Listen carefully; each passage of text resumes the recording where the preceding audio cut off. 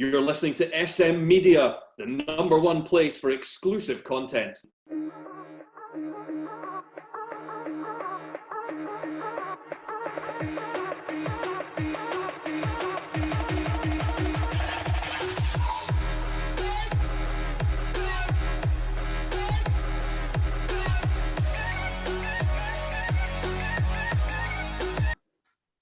Hi everyone, and welcome to the final episode of the Scottish Football Show this season.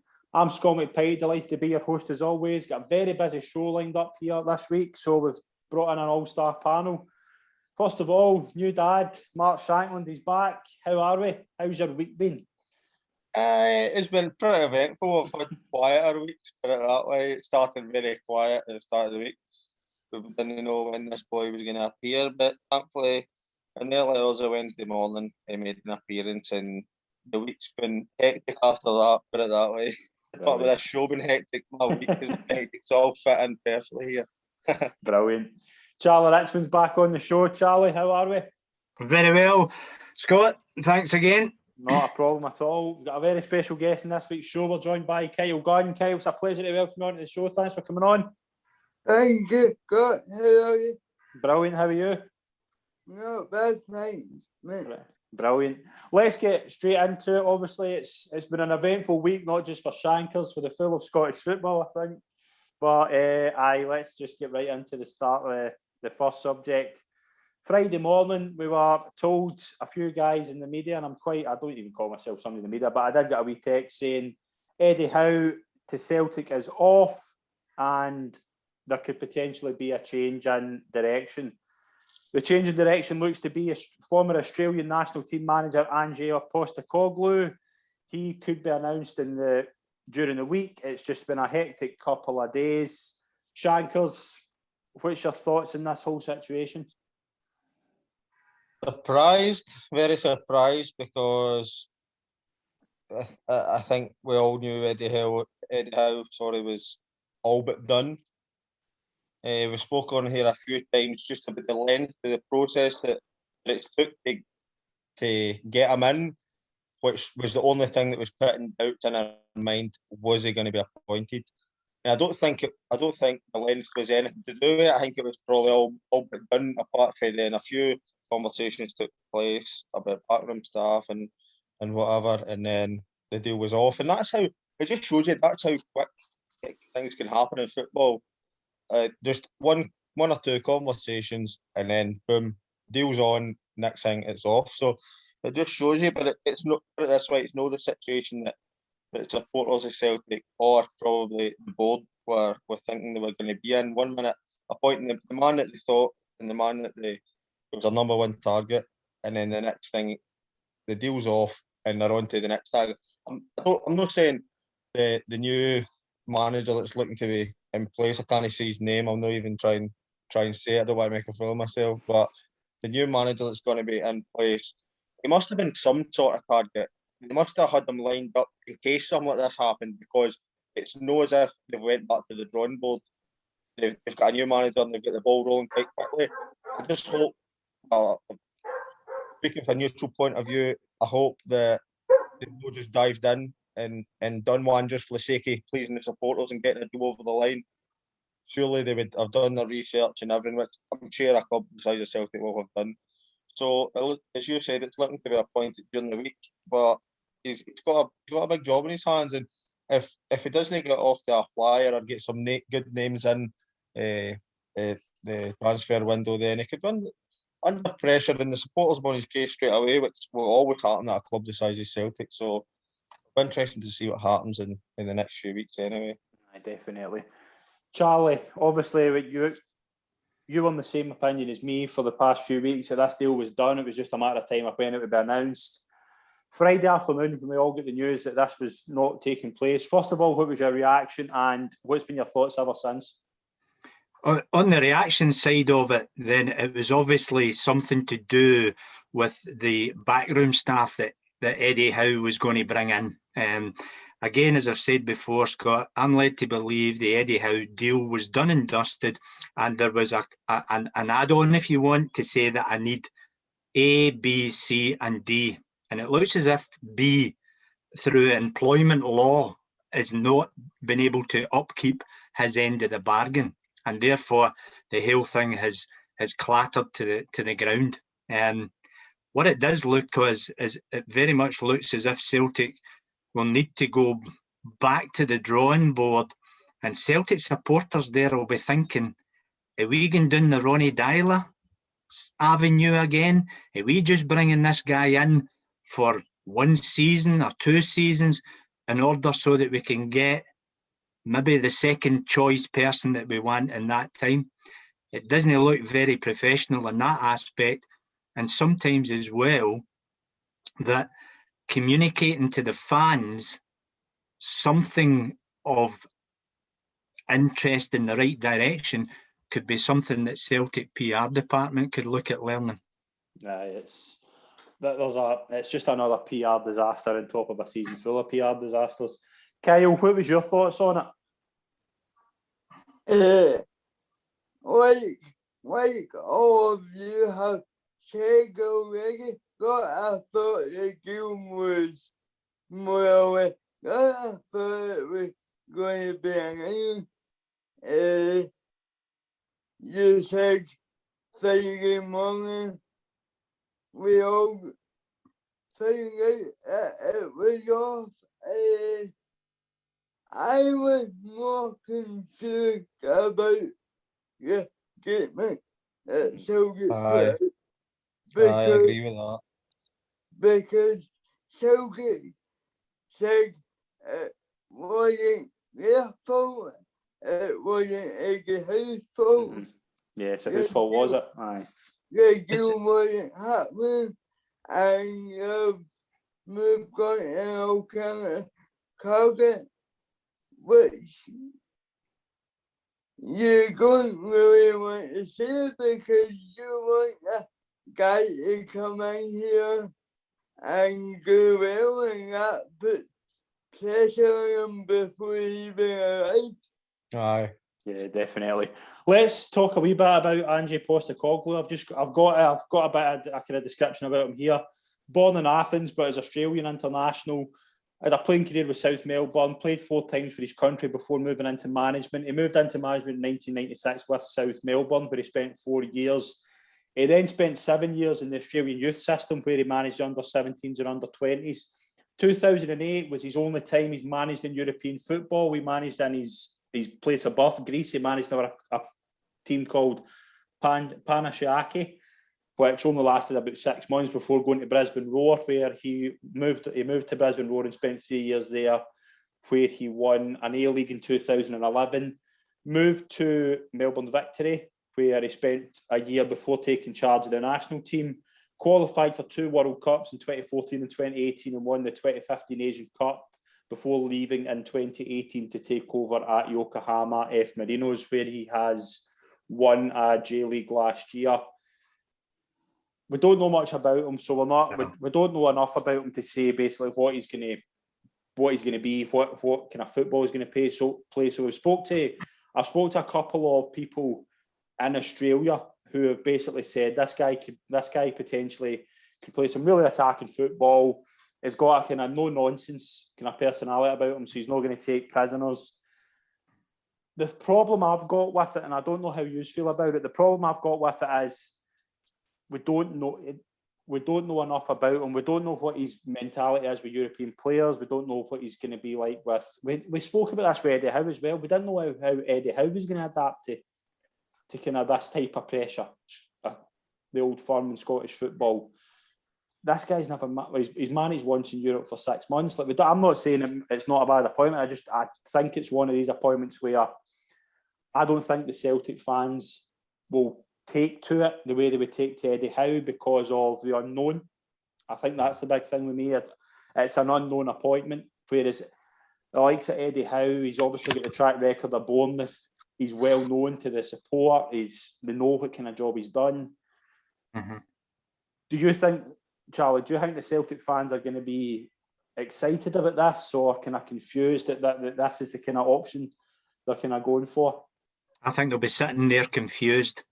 You're effectively bringing a guy from the other side of the world And the standard of football, okay, he's went to the World Cup, but the standard of football he's been managing, and I don't want to be disrespectful to that standard of football, but I think it will be different. It's a different lifestyle. So I think Celtic's fans will be sitting there with, who's this guy coming? And he will really, if he gets appointed, that's another thing. We don't want to jump the gun, but if he gets appointed, he will really have to come in, hit the ground running, because we've said it's a massive job. He needs to have players.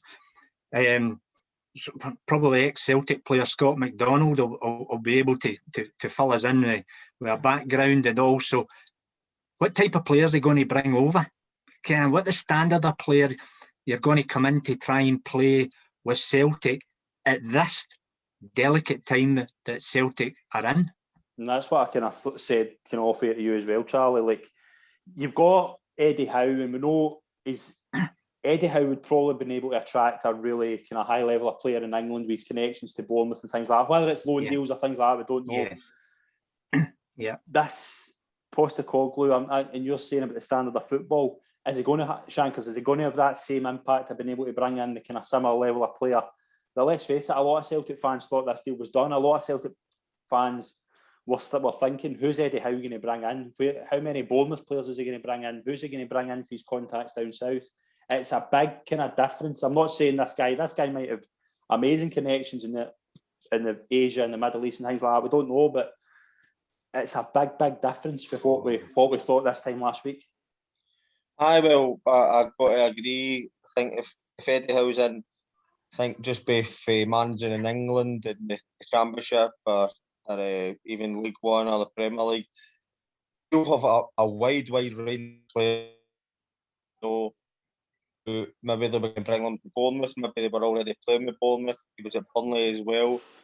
I think it's totally different. I'm not saying there's no good players in Asia and Japan and Australia. I just think for what Celtic need in the British game, it's suited to maybe some players down south who would be in Eddie Howe's mindset. I think Eddie Howe would have been watching Celtic for afar.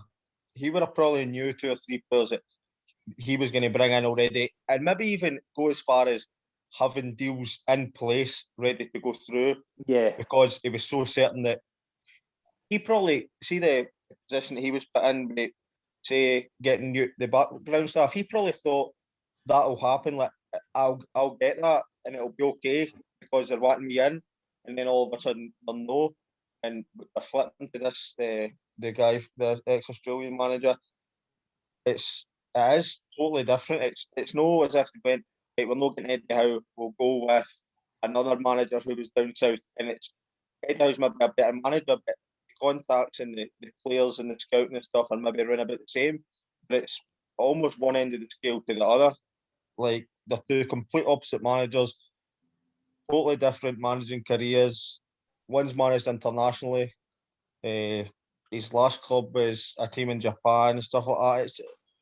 Let's get me wrong, he's going to be well known, and I'm not saying he's no highly rated. It's just 2 totally different ends of the scale for me. One minute you're going Eddie Howe, who's done quite well domestically with Bournemouth, knows the game, and probably, as I said, been watching Celtic from afar, to a guy who probably 2 weeks ago, this guy probably never even thought he had a chance of being the Celtic manager. That's what and we're then the next thing, he is the manager. Aye, that's what I'm saying. You're going for Eddie Howe, where you're saying he could have maybe had deals done. He could have had a plan of where to go. You know, to wrap that up. Postegoclou maybe 2 days ago didn't even thought, I'm not getting this job anymore. I knew, yeah, if he has plan B, then he's immediately thrown into the limelight. He's going to need to rush about and get players in 3 weeks before the pre-season starts. The Champions League qualifying starts at the end of July. It needs to be done fast. It needs to be, like we've spoke about Celtic dallying with Eddie Howe. We don't know the full story, but to go from having a plan in place to now where you've potentially got a guy in who's since Friday, he's only had Friday to maybe have a plan. The other thing, Matt, the thing is as well, if we're current in the COVID restrictions, and you're a manager coming in to bring players from Japan or that league, you're then going to cut that time in the training pitch down by them self-isolating or thinking for that. Celtic supporters will be thinking, I hope he's bringing over about 6 Shinsuke Nakamuras. That's the thing. It needs to be. I think though as well. Kyle, what do you kind of think about it? Do you think there's a potential for this to be a really kind of genius appointment because of the unknown, or could it? What do you think? I think about this. Sitting here thinking about this, we're talking about a guy who you said earlier 6 months managing Europe, who hasn't got the knowledge of British football like Eddie Howe would have had. I think now, before Celtic worry about who they're going to get in manager, if it is going to be a guy, I would be appointing a director of football right now. And it would have to be somebody got with good knowledge of the British game, because definitely. About British football. Definitely. The guy that's been mentioned for that job is a guy by the name of Fergal Harkin.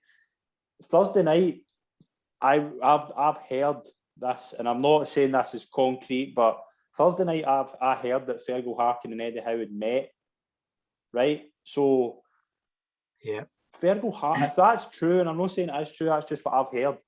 If Fergal Harkin's then having to change plans to appoint this Postegoclou, there's talk that there's a connection between them through the City group, but there's also talk that there's a few names been passed over for this job, like Enzo Maresca, Bordalas, who is a Getafe manager, now the Valencia manager, and the Spartak Moscow manager, whose name's just escaped me. They were all interviewed for the job. That is apparently the rumour. And because of the time Celtic took to appoint Eddie Howe, that these 3 guys have found other jobs and now aren't available. So is that a kind of thing as well, that Celtic have put all their eggs in the kind of basket of appointing Eddie Howe, that they haven't had a plan for the likes of Maresca, who's obviously went and took the Parma job? Like would he have been a better option and maybe a safer option than a risk like kind of Postegoclou? One of my concerns would be is if Eddie Howe, when Eddie Howe got he never got the job, but if Eddie Howe was in line to get the job, Eddie Howe could possibly convince some of the players who are maybe on their way out to Celtic to stay. Yes. The appointment of this new manager, I think they're going to turn around and go, he's not going to convince me to stay. And it's that unknown thing as well, isn't it? It's that it's like a flip it over to Rangers. Although Gerrard's a world-renowned name, so players who are looking to sign for the club are like that, I'm maybe not keen on going to Rangers. I'm maybe not keen on going up to Scotland, but see, because it's Steven Gerrard, I'll maybe give it a go and trust him. Whereas Eddie Howe, whereas the manager that's looking to be appointed is Edward, Ayer, Christie. People are going, you know what, I'm going to give this guy a chance here. I'm going to let him win me round. Whereas I think Eddie Howe could possibly have done that. I really believe that. Although he's not been managing top clubs, etc., he's still a big name and talked about for other jobs in England for decent clubs. It was talk about to Arsenal at one point when Wenger was leaving. So I think the only thing is, I don't know if this guy could convince the likes of Ayer, Edward, Christie, etc., who team players that are looking to maybe go out the door. I don't know if this new guy could come in and go, right, he's got the pull to convince him to stay for at least another year and play for him. I don't know if the players maybe turn around and go, right, as Kyle says, that this guy's only managed for 6 months in Europe. No. He's not really got a global background, a football, a world-renowned name. So that would be my only worry, that if players are maybe turning and go, right, this isn't a big name appointment, I'm going to go elsewhere here. Whereas I think Eddie Howe could possibly have convinced him. Do you think the newly appointed director of football has made a recommendation to the board about this guy? Potentially. It's kind of, the name hasn't really been lingering about for ages. It's just all of a sudden come out of nowhere. So yeah, and it did come out of nowhere because there wasn't any mention of it. This kind of thing. Like Thursday night, there was a wee whisper about how on Friday morning, but there was nothing until kind of maybe 4 o'clock, 5 o'clock. The name started to appear. Postegoclou appeared in the betting first of all as well. I think he became odds on relatively quickly, and that kind of was like, well, wait a minute, it tells you a lot, doesn't it? Aye, well, how quick it was, and then after that. But I do think there's something to do with that City Group thing. Like if Fergal Harkin is the man they're going to get director of football. Fergal Harkin, I'm not saying he should have the final say. He should have a say in who the manager's going to be. Always say a director of football should have some input in who the manager's going to be. So he's going to be recommended to the board to say, look, here's your guy here. And between the two of them, they might be able to go and attract players through that City organisation side of things. And there might be players sitting in the wings, ready to come. How do you fancy coming to Celtic to develop your career, etc., etc.? So as much as we're probably saying, oh, there's no that big marquee signing aspect behind the group, behind the kind of 48 hours or 72 hours of action, and there might be possibly some decent players lined up to come in who we might not know of them because of where they're playing in their current. Well, that's the thing. You mentioned Nakamura earlier. Players probably wouldn't have been when Nakamura come over to Scotland. Celtic, wouldn't have thought he would have got on to be probably one of Celtic fans' favourites just for the way he played football and his ability. So it could be a few things like that up this guy's sleeve, that hidden gems almost as they're called. So. Yeah, they feel, Mark. We're not talking here. We're not talking about 1 or 2 signings. No. Aye, we need a lot more. To make Celtic better team. We're talking about a lot of signings. Yeah. Because there's a lot of players going to go. 100%, Kyle. You're talking about players coming in to effectively get Celtic into the group stages of the Champions League. But that's my thing as well. How I think Shankland's brought up a good point about Steven Gerrard. Steven Gerrard got that bit of time because of his playing career. Like he had that name. Yeah. So let's say getting into the group state, the qualification for the Champions League, which isn't that far away. It's only a month and a half away until the kind of qualifier start. A bad defeat in there, a bad start in the league. The guy's not the Postecoglou's not get the name to have that Gordon Strachan had. Aye, the name to kind of build that kind of time. Aye, because that's what happened to Gordon Strachan, wasn't it? He first come in and get dumped out of Europe, and all of a sudden, and then you saw it on the other side of the city as well when Portuguese guy come in, the Rangers, and he get dumped out of Europe, and you don't have that. Gerrard's got that time then, and the concept of give me time, I've got it. Whereas you're right, this guy coming in, if he hits the ground running badly, then they'll start to turn. Because of who he is. Who is this guy? Who appointed this guy? Where did he come from? What's this? Blah de blah. And the cotton wool will just keep rolling. Mm-hmm. But we'll mention the board quickly just before we move on to our team of the season and awards. The board this season have got a lot of things wrong. Yeah. If this doesn't work, what does it say about the new regime with Dominic McPike? It just starts that really. It just gives him that bad start that for him this is probably the worst possible start that he could have had, because Celtic, Eddie Howe is a name on every Celtic fans' mouth. Eddie Howe, Eddie Howe, Eddie Howe. Everybody thought it was done. I think Celtic probably even thought it was done. So for this guy now, and Charlie's right, it probably could be this director of football. It's mentioned this guy, and Dominic McKay's not had anything to do with it and putting full trust in him. Yeah. But it just doesn't look good on his behalf that he's came in. Eddie Howe was basically a done deal, and then all of a sudden it's off. There's a new guy in. It's probably no ideal for what he's wanting. Everybody's in the board, etc., is relying on this job. This guy hitting the ground running in this job, and it is huge pressure. But there's always pressure when you're a manager of a club the size of Celtic. Definitely, but this is a story that we're going to follow all week. We'll try our best to keep you updated as much as possible. Let's move on. We're obviously at the end of the season. Well, last show of this season, Shankers. You've been with me for a lot of the shows this season. How much you enjoyed it this season? It's been brilliant. It's been eventful. If at the start of the season you told me this would how the season would pan out, I would be laughing. But it has been eventful. There's Scottish football. There's never a dull moment, I suppose. As I say, but I never pictured the season going the way it's went. With Rangers going unbeaten, Celtic not doing so well, St Johnstone winning both domestic cups. It has been another good season in Scottish football, and it's been good to talk about it every week. I started the season as just married to Alison, and I finished the season as a father. So it's been a right good season on SM Media. Brilliant. What we do first? Will we do our awards or the team of the year?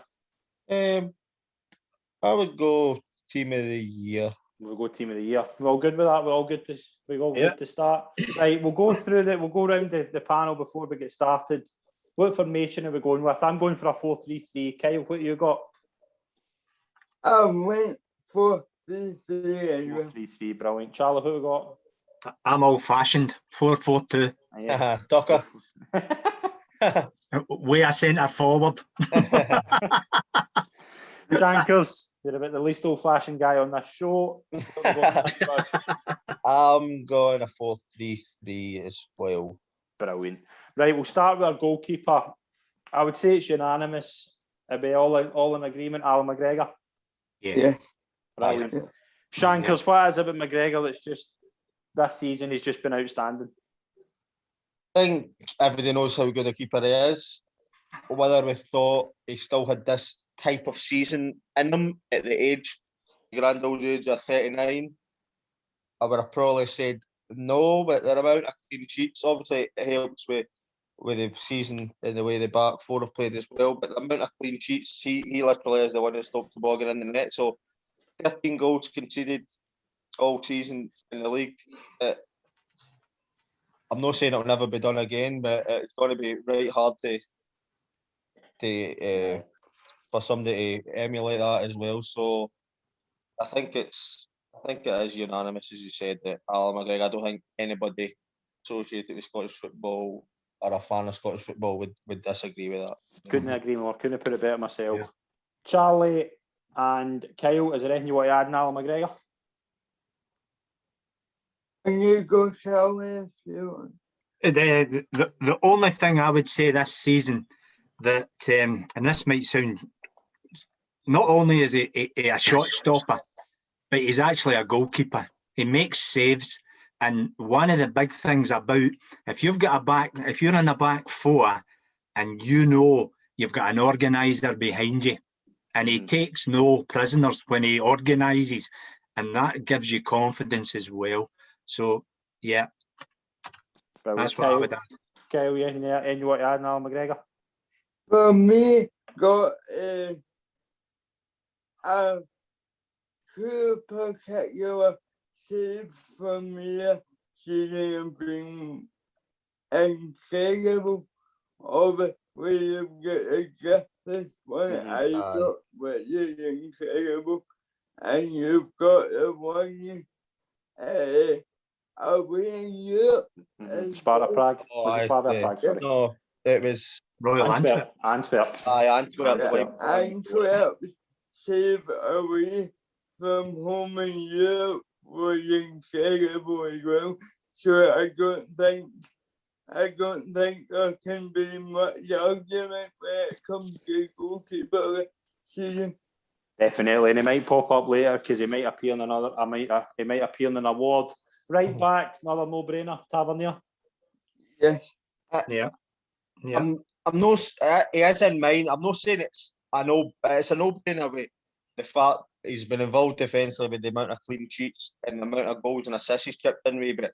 But Sean Rooney, Johnson, any other season, he's probably up there for team of the year for the season he's had, scoring the winners in the cup final. He's maybe harshly treated not to be involved in a Scotland squad. But He's only scored goals in a cup final. Come on, both cup straight finals into a as well. Scotland squad. Jesus.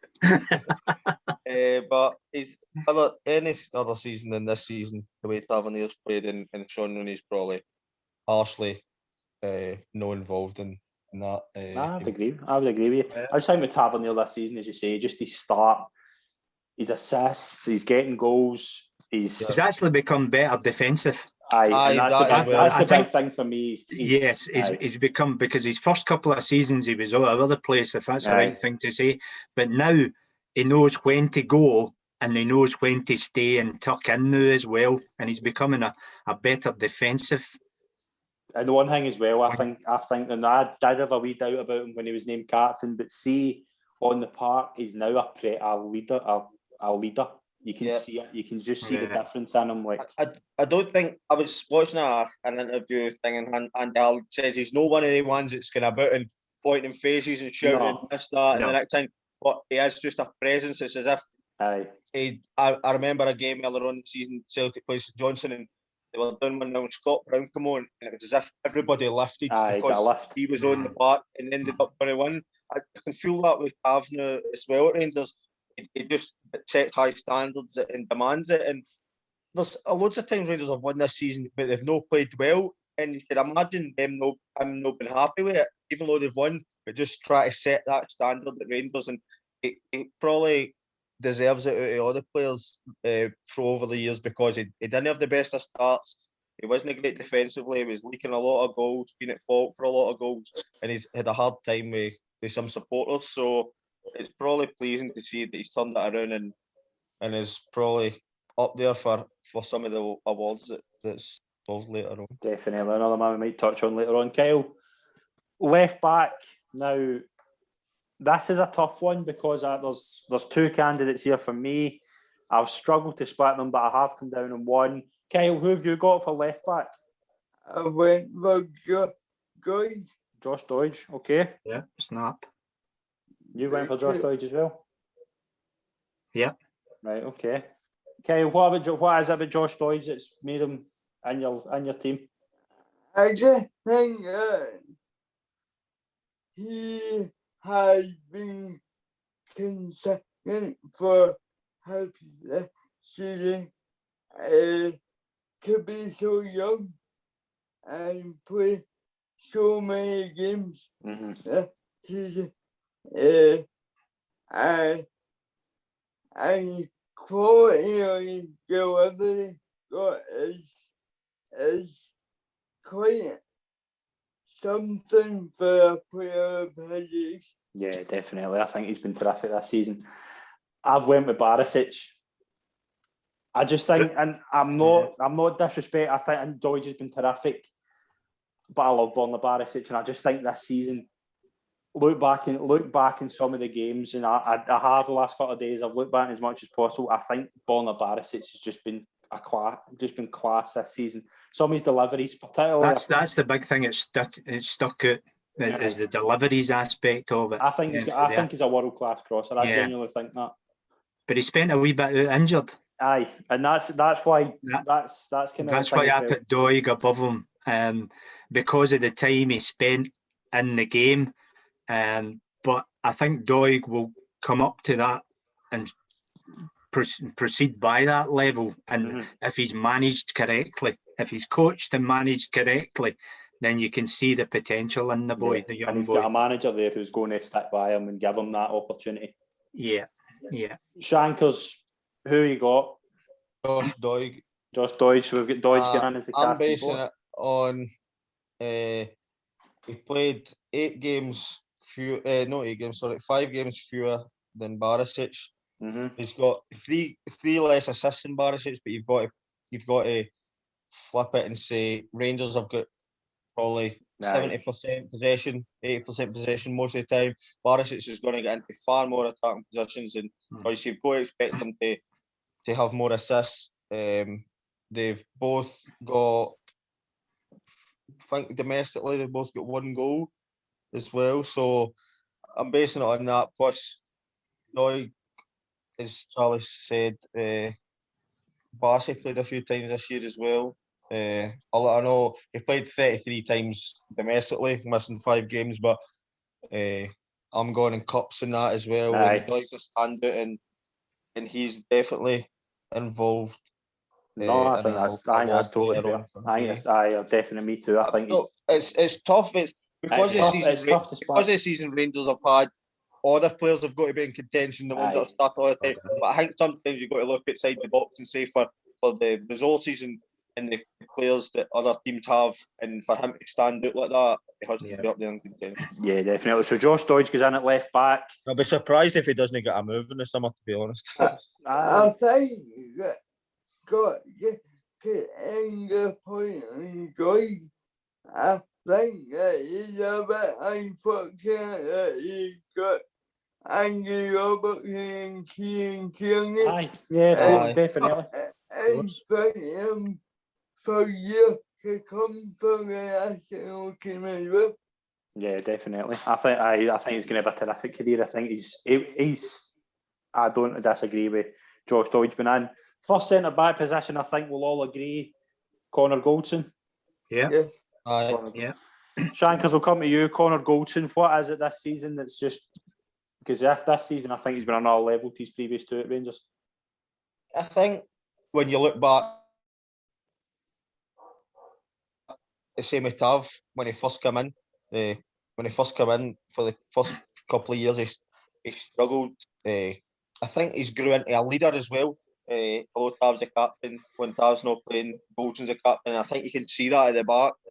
I think a lot of the games this season, when there's no crowd, you can hear the players, and he's one of the most vocal ones. He's the shouter. He's one of the most vocal ones. He's added some big goals as well, and obviously, when you're gone with the amount of clean sheets and stuff that they have defensively, I think it has to be in. I think it's a no-brainer. I think he stepped up a level this year, as you say. Played every single minute for like the last couple of years. He's been the constant of that team, and he's just. I don't think you can't have him in this season. Everything, just his goals, as you say, you notice. He's an old-fashioned defender. You notice he's an old-fashioned defender. He puts the tackles in, and he very rarely goes to ground. But when he goes to ground, he times them. He wins his headers, and see when he gets the ball on the edge of the box, he gives it to the playmakers. He doesn't try it. I don't want the World Cup pass 40 yards or whatever for that side of things. There you go. You go and do it, and I'll slip back into my position. An old-fashioned defender. Sometimes I like to. He just see. Sometimes he just goes and puts the ball out of play for a throw-in when he's on a pressure day. He doesn't try anything fancy. Try to play out to the back or go back to the goalie. See if it needs to go out, he'll go out. And at the end of the day, that's a defender. You're not there to look good. You're there to defend, and he's done well this season. Definitely. Who partners him? Kyle, who you got? I've got 2. I've made a decision, but Kyle, who you got? I can work it out with difficult. I went with Jason Carrot. Okay. Brilliant. How important is he been to St Johnstone, do you think? I just think we'll come on to St Johnstone. We might come on to St Johnstone, but we're on with other packages of the world. But I just think that the back of St Johnstone have been terrific all season. under Callum Gibson. He Definitely. had got back the solid since the first 10 games this season. Yeah. And I just think Jason Kerr and the middle of that has been, as a captain, has been rock solid for him as well. Yeah, definitely. Totally agree. Charlie, who have you got? I've went for his partner. I went for Liam Gordon. Right, okay. Liam Gordon, see when you see him in the first 10 games, he's all over the place. And he's diving in, he's pulling folk down, he's getting sent off and that. See, after Christmas, he just totally head and shoulders rose up. And St Johnstone, in their last 8-9 games, the single figure goals conceded. And it was really, and I thought that boy really came of age in that time. Don't get me wrong, they worked both together because they were both young, raw boys who leaked the goals, but I just thought he came and started to stay on his feet a lot more, no dive into tackles, and basically became an all-round better defender. Mm-hmm. Definitely. Shankers, who have you got?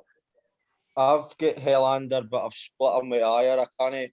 The only reason, I know Celtic haven't had a great season defensively, but I just think if it wasn't for Ayer, it could have been a whole lot worse, because think of the amount of partners he's went through throughout the season. He's went through Welsh, Beaton, Duffy at times. He's went out covered at right back. He's not really had a settled partnership, and he's still done well. I'm not saying he's probably been overall throughout the season probably been their best player. I know it wasn't really hard, but there wasn't any standouts for them. But I've got Helander in there too, but he never always played. Balogun sometimes played in there as well. Aye. Just think for Ayer to have a relatively good season for the pressure that he was under as well, and not having a consistent partner next to him throughout the season. I think if it wasn't for him, things could have been a whole lot worse. Well, Charlie, I saw you when Ayer was mentioned. You weren't keen. Why was that? I think it was just a liability this year. I see bog standard defensive things.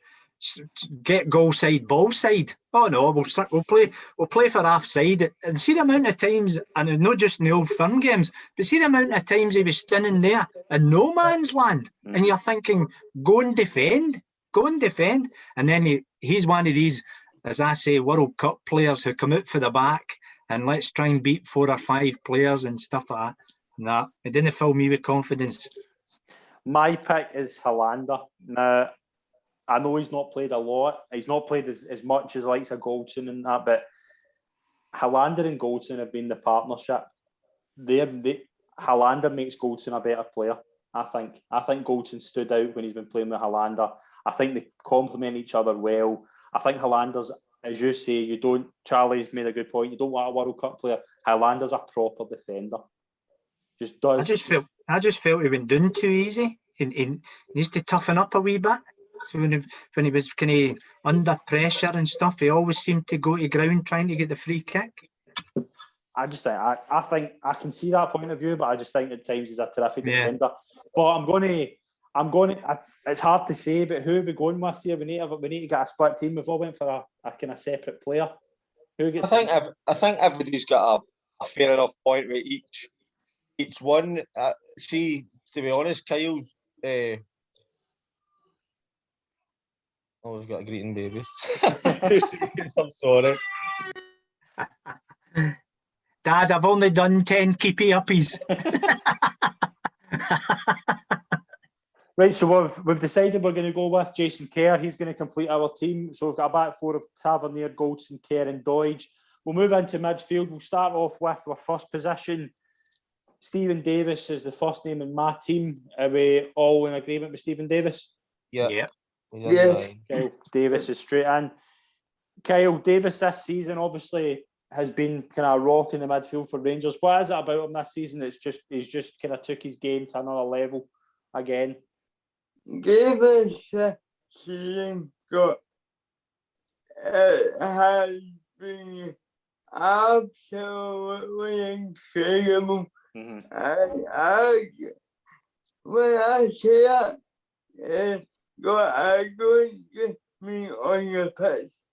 I mean, he has cleaned brilliantly every game. He has kept his body immensely fit. We're talking about a guy who still going away for international football. Yeah, exactly. He's got 140 appearances he's made, isn't it? At the age of 36, we are talking about a guy who goes away for international football, and the calmness he brings to that Rangers side is unbelievable. Definitely. Davis is straight in for us. I think we're all in agreement. Charlie, you've obviously got two midfielders, centre midfielders. Who's your second centre midfielder? Kamara. Are we all agreeing Kamara? Kamara's in mine as well. Is he in yours, Kyle? Yeah. Yeah, I've got Glenn Kamara as well. Charlie, what about Glenn Kamara this season? Really stepped up. When people looked at coming for Dundee and what can he bring, it puts you in mind the person that seeing difficult situations, give him the ball, and he doesn't give the ball away, and he fins that pass, and he's nice and slick, and he can read a game. He really, for a young boy and that frame of mind, he can really read a game, and also he can put in a tackle as well. And for there, so he's effectively your kind of all-round midfielder. And the good thing about it is he knows when to go because Davis will cover in behind, and also the odd time when Davis has went, he's covered in behind as well. Yeah, definitely. So they two work together, and sometimes when you look at your two midfielders, they really need to work together. They really need to be of a similar player. Definitely. The third centre midfield position is the one that's kind of stumped me. I'm actually between four, and I've still not fully decided, so I'm hoping one of you can decide for me. Shankers, who have you got in the third centre midfield position? I'm between two. One of them had an exceptional season from when he was introduced to the team until the end of the season, and he was rewarded with a Scotland call-up, David Turnbull. But I've went with Ali McCann at St Johnstone. Yeah. Because I think for somebody, I think he's about 21. No, 20. Is it 24? Sorry, 24. I think he's just 20. I think maybe just turned 24. But he's really like stepped up. Mm-hmm. And been counted. St Johnstone have normally got like Murray Davison in there. They've got Craig Bryson as well, but Murray Davison, Craig Bryson haven't really had much a look in. Ali McCann's been in there. I think he's no one of the technically. He's obviously very technically gifted, but he's got a real dirty side about him too. He worked hard. He goes and presses people, goes right in their faces. He doesn't go up to them in one of the pressing ones where you run up and let a man just take to the side. He goes up, he bites in. He gets a few bookings in that for it, but you don't mind that. That's obviously the way he likes to play that. He's obviously done well to get into the Northern Ireland squad as well when you've got the likes of Davis in the squads too, and he couldn't learn off somebody better when he's gone in the international duty, playing in the same position as well. So, and to play midfield in a St Johnstone team who's went and finished fifth, they were bottom of the league, and to go and win 2 domestic trophies and be a massive player throughout the whole season, I think he deserves to be in there. Yeah, couldn't have put it better myself. Kyle, who have you got in the third centre midfield position? I went with David Campbell. Okay. What about him? Why is he in it? Yeah, purely because and poor season for Celtic. He has been the one guy out for me. Yeah.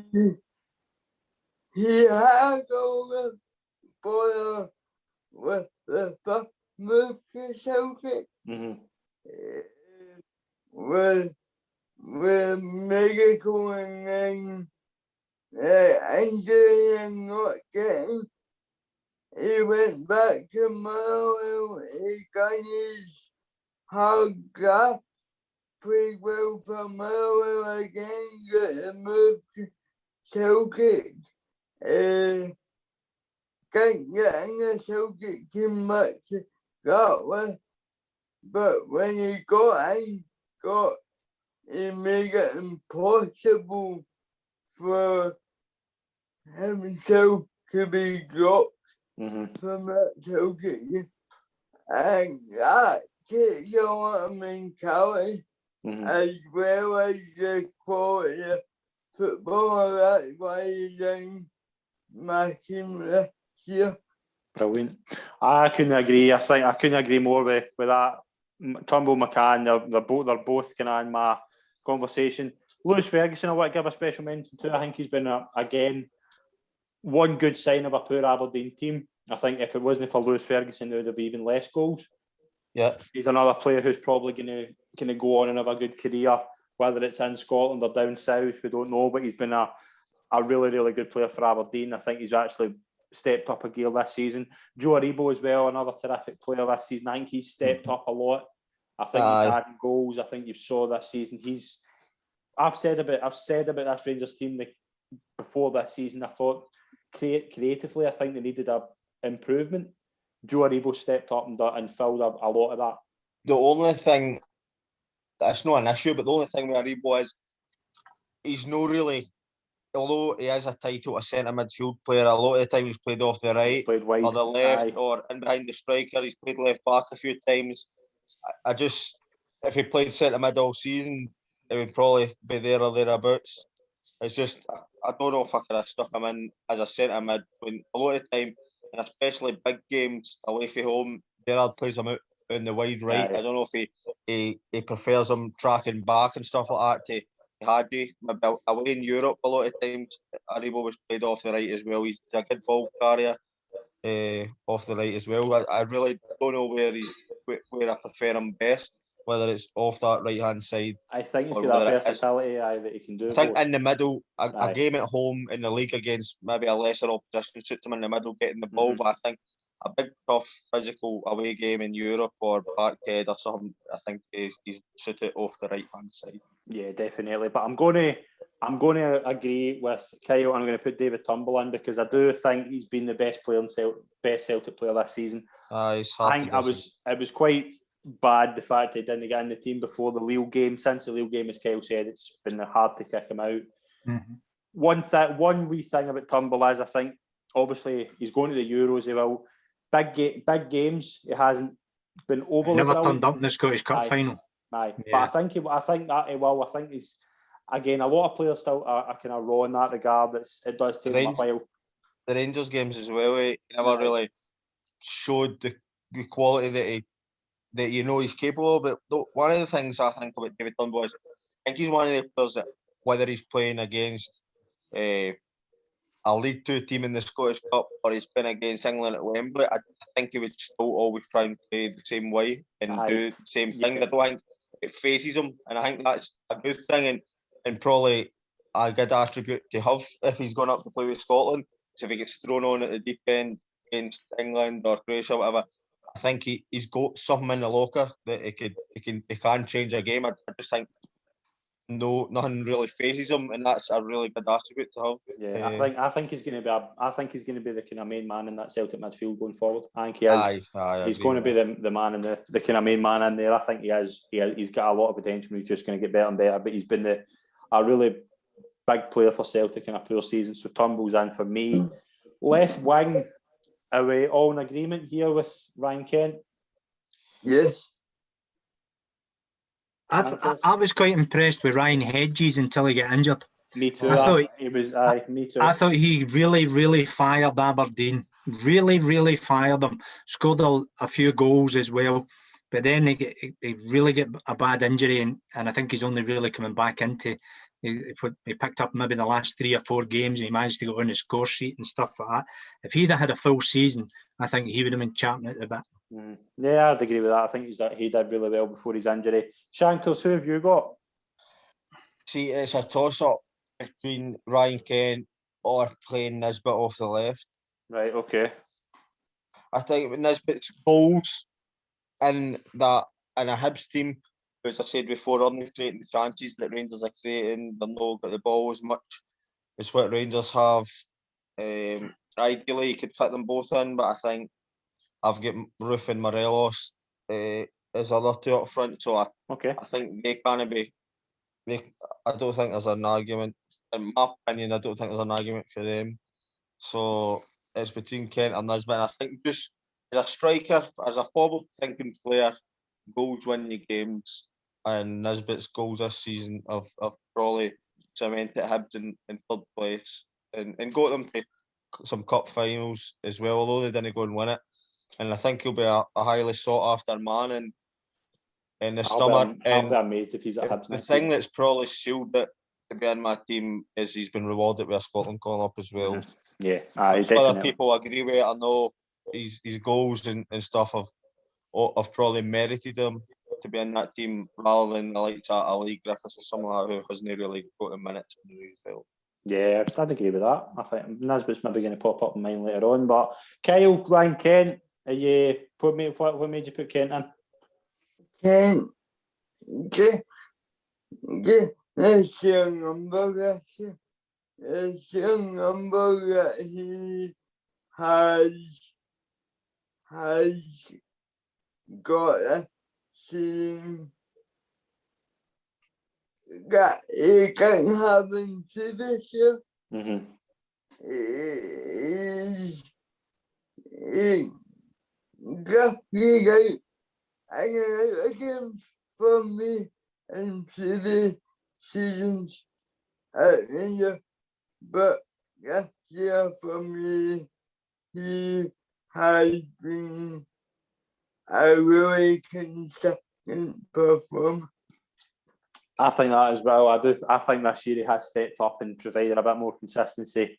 He's always trying to do something. He's always trying to get involved. I think there's Hadji's. We're probably going to have a bit of a debate about Hadji in a minute or two, but Kent's always trying to do something. He's always, and I don't think I've ever seen a player, and I mean as much as watching football, that I've ever seen so comfortable in a 1v1 position. And I totally believe that he can go past the man every single time. I think he believes it as well. I think that's a right good attribute of, and I think it must put the fear of God in the defender when you're coming up against him. Like he could easily go past me every single time. He can go left, he can go right, so two-footed as well. I think it's a real nightmare for a defender. And do you know, I think as well, like Rangers haven't a player at a long time that I think scares Celtic defenders. I think he does. I think that's what's I've noticed. He has that ability. Like he's obviously was terrific the last couple of seasons, but this season's just something about him. I think he's just stepped up. But if we go with 2 votes for Kent, is Kent going again? We're full team. Who did you vote for? Sorry, Kent. I'm putting Kent in. I just right. I can see everybody's point of view. It was between him and Nisbet for me. I think it's hard to. It was hard to split them. It was just Nisbet with more goals. Forward for me was in there, but Kent had 9 assists, 8 goals or something in the league. It is hard. He's a match winner on his day. Yeah. But here then, for me, you mentioned a comparison between Ryan Kent and Hadji. The thing for me is, see if Ryan Kent tries something and it doesn't come off, he's not scared to try something else. Try it again. That's exactly what I say. See if Hadji Hagi tried something when he come off. He almost goes back. It goes missing. himself. Aye. I think I think you've hit the nail on the head with that, to be honest. Right, other side, it was a two. You could fill this team with Rangers players this season. There's no been a Rangers kind of starting player that hasn't really performed, but I'm going with Martin Boyle. I think he has been the top man for Hibs this season. I think it's tough because you've got obviously Hadji there. Shanker's mentioned Roof, two really consistent players for Rangers this season. I just think Boyle's been terrific for Hibs. Who you got, Charlie? My two strikers, Edward and Roof. Okay. They're my two You got a right winger? Roof was playing the right for me. My midfield is Davis Kamara, Ryan Hedges and Alan Campbell. Oh, right, okay. Right, Alan Campbell. Interesting. Right. Okay. I think he's a quality player. I think he's basically known in the nicest possible way, but he's kind of carried that Motherwell team in his shoulders for there. And I think he got Turnbull's move to Celtic, if that doesn't sound thing for there. All his work he's doing in Turnbull's been gone and shining. Yes. I think. Yes, yeah. He's the old-fashioned worker with regards to there, but he's no fear to go beyond into the box and score a goal with regards to there. So that was my four midfielders, and then my two strikers, Edward 18 goals this season and Roof 14 goals this season. You want your two strikers to score goals. Definitely. Who have you got at right wing, Kyle? How about you? I had to find a play for Kevin, but you're okay. I think the King, but Roof for me. Okay, Kevin. I vote for Kevin Nisbet there. Shankers, who have you got at right wing? Did you say Roof? Roof for me, I think it's not just his goals. I think he scored like 10, 11 goals. Rangers is top scorer. I know there's been goals chipped in for all over the park this season, but I think Roof for coming in first season in a Rangers team that it is pressure straight away to deliver goals, be the team's top scorer. His all round game, I think his all round game is good. He can drop in, he can play, he can run in behind. I think he's a defender's nightmare, and for me, I think he's probably been one of the Rangers. I know it's hard to split Rangers, but I think he's been one of Rangers' top performers, consistent wise for me. For not being a regular starter as well. I know. That's the thing too. He's for 10. I think in that Rangers front three, I don't think anybody is guaranteed to start because of all the quality of what we had. Jay Morelos, Kent, Scott Wright now as well. I don't think MD's Aribo can play in the front line for not having played. I know he scored 10, 11 goals. I've not actually seen the starts and the sub appearances and stuff like that. Obviously, he was injured as well for a spell, so he's in for me. I think one of his qualities is he can play anywhere along the front line as well. I think that's important for a player. He's not just set in stone. I think most players nowadays can do that, can play anywhere across the front three, but he's in for me. Yeah, I think Roof probably it's hard with Boyle as well. Aye. Boyle could have easily been in there for. I think he scored something like 14 goals all season, something like that. In all competition, I think it was like 12 in the league and 2 in the cup or something like that. For a Hibs team, as I go back and say who are weaker than Rangers, have not got as much of the ball and stuff like that. So it's hard to split them. It really is. It's hard in this team because there's so many players that you could have in, and there's so many different arguments for each different player. So it's hard to get a settled one. I wouldn't disagree if Martin Boyle was in it as well. You'd like to see them play out in a game, wouldn't you? Yeah, definitely. Definitely. A right good game, that. But we're going to Roof. On you go, Kyle. Sorry. Yeah, to go back on your Roof point, if I may. But I think Roof this season has taken a lot of the pressure away from Morelos. Aye, I Yeah, I totally think that agree as with well. that. Totally agree. Because before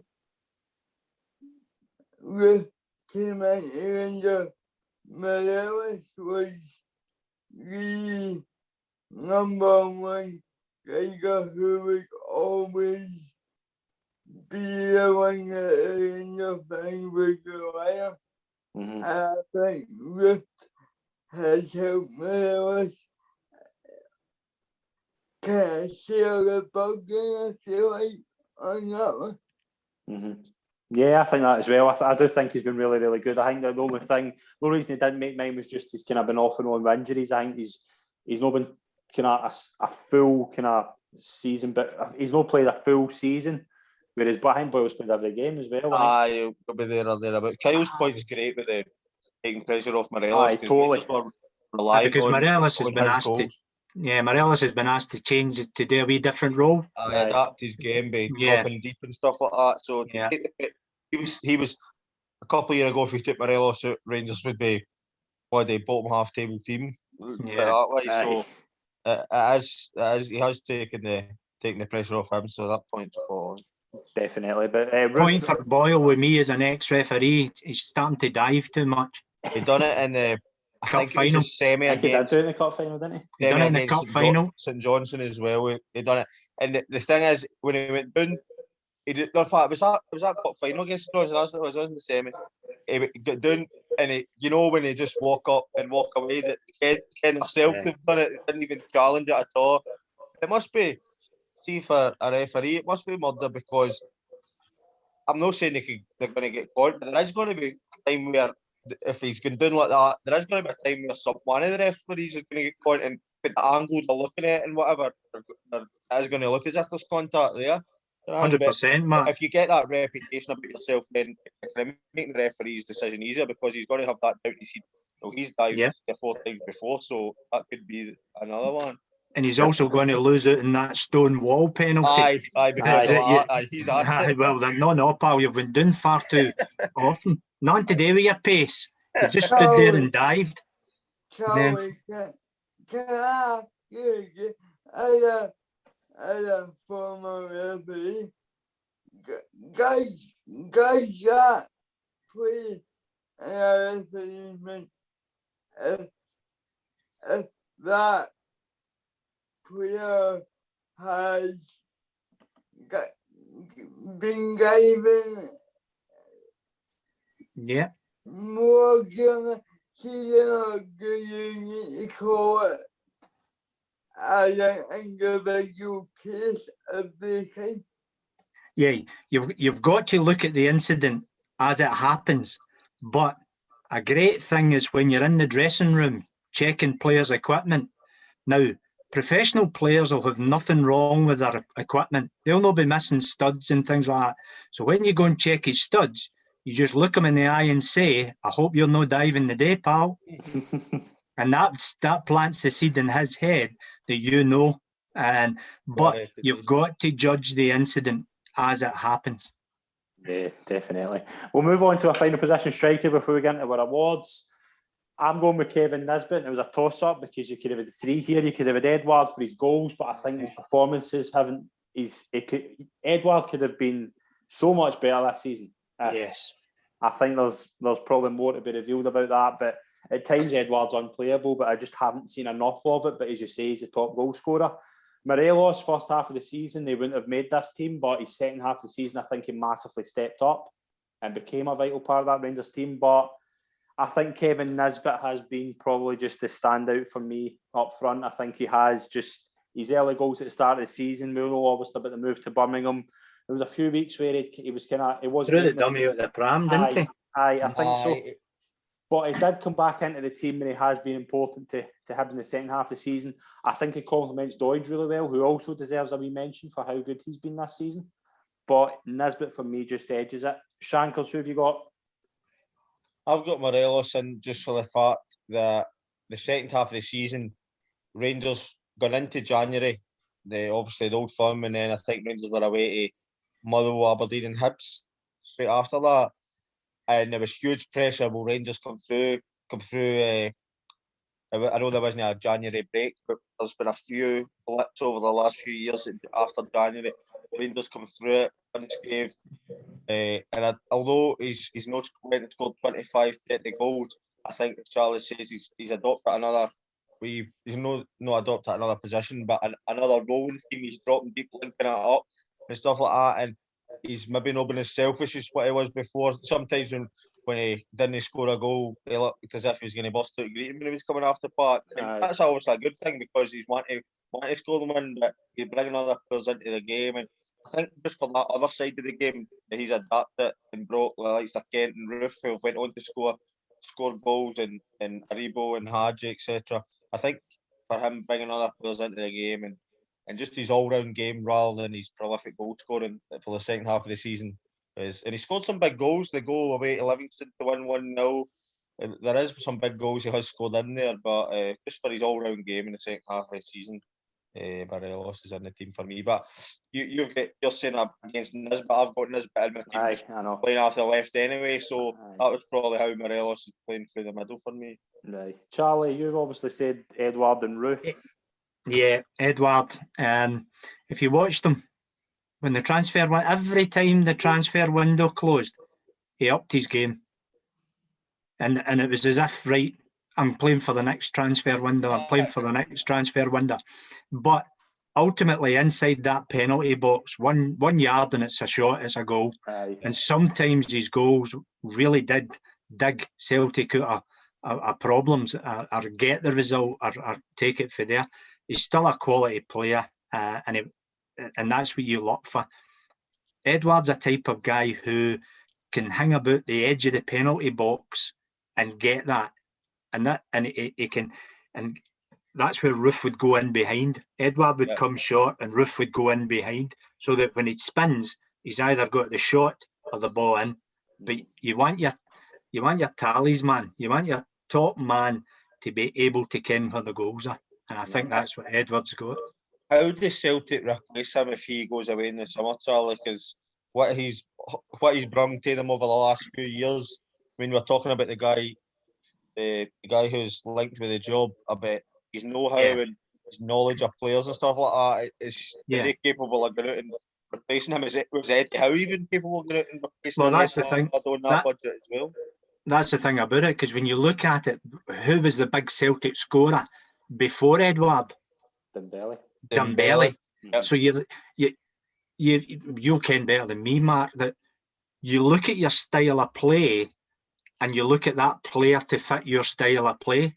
And over the period of time, Dembele and Edouard have suited Celtic's style of play. Mm-hmm. So to go out and get your 20, 25 goal striker in this era where money does talk, you're into £20 million for a striker. And does Celtic want to spend £20 million on a striker?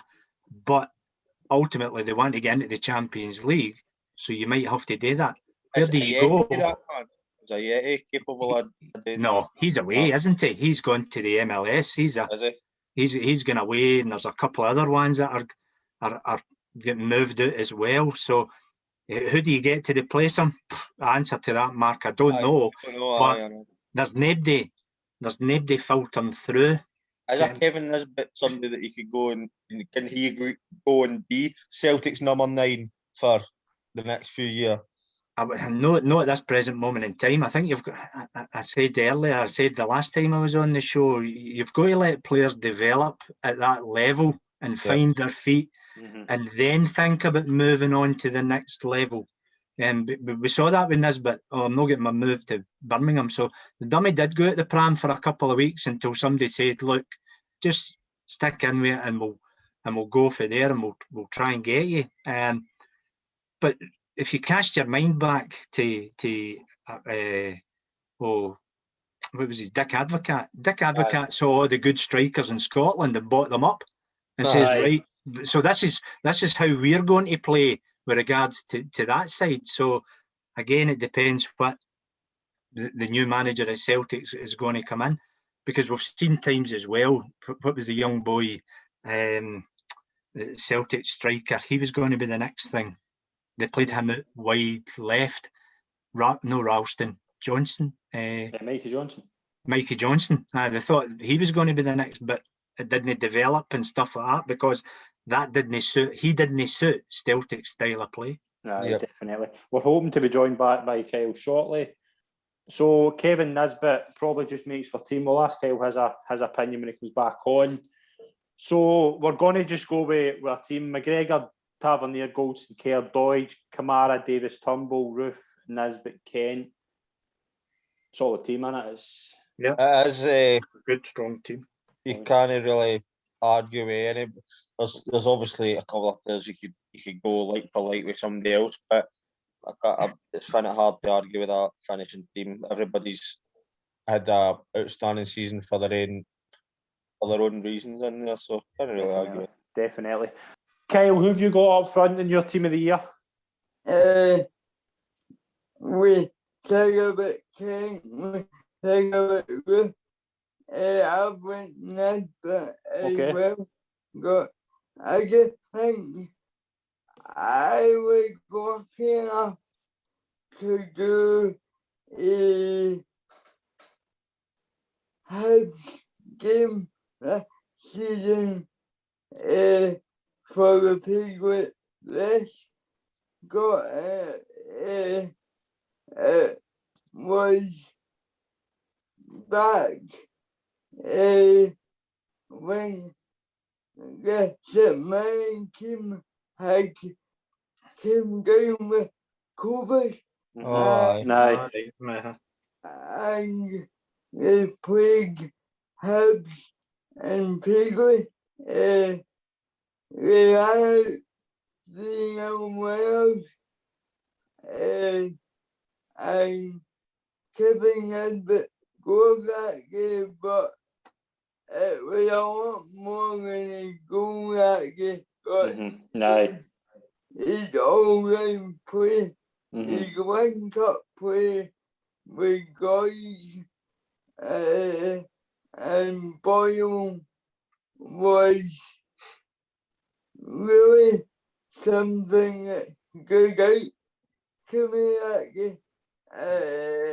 I have watched a lot of Hibs on the TV as well this season, and to go from the championship and then to make a gap up to the Premiership is not always an easy transition, and you could argue that he made it look a lot simpler than what it is.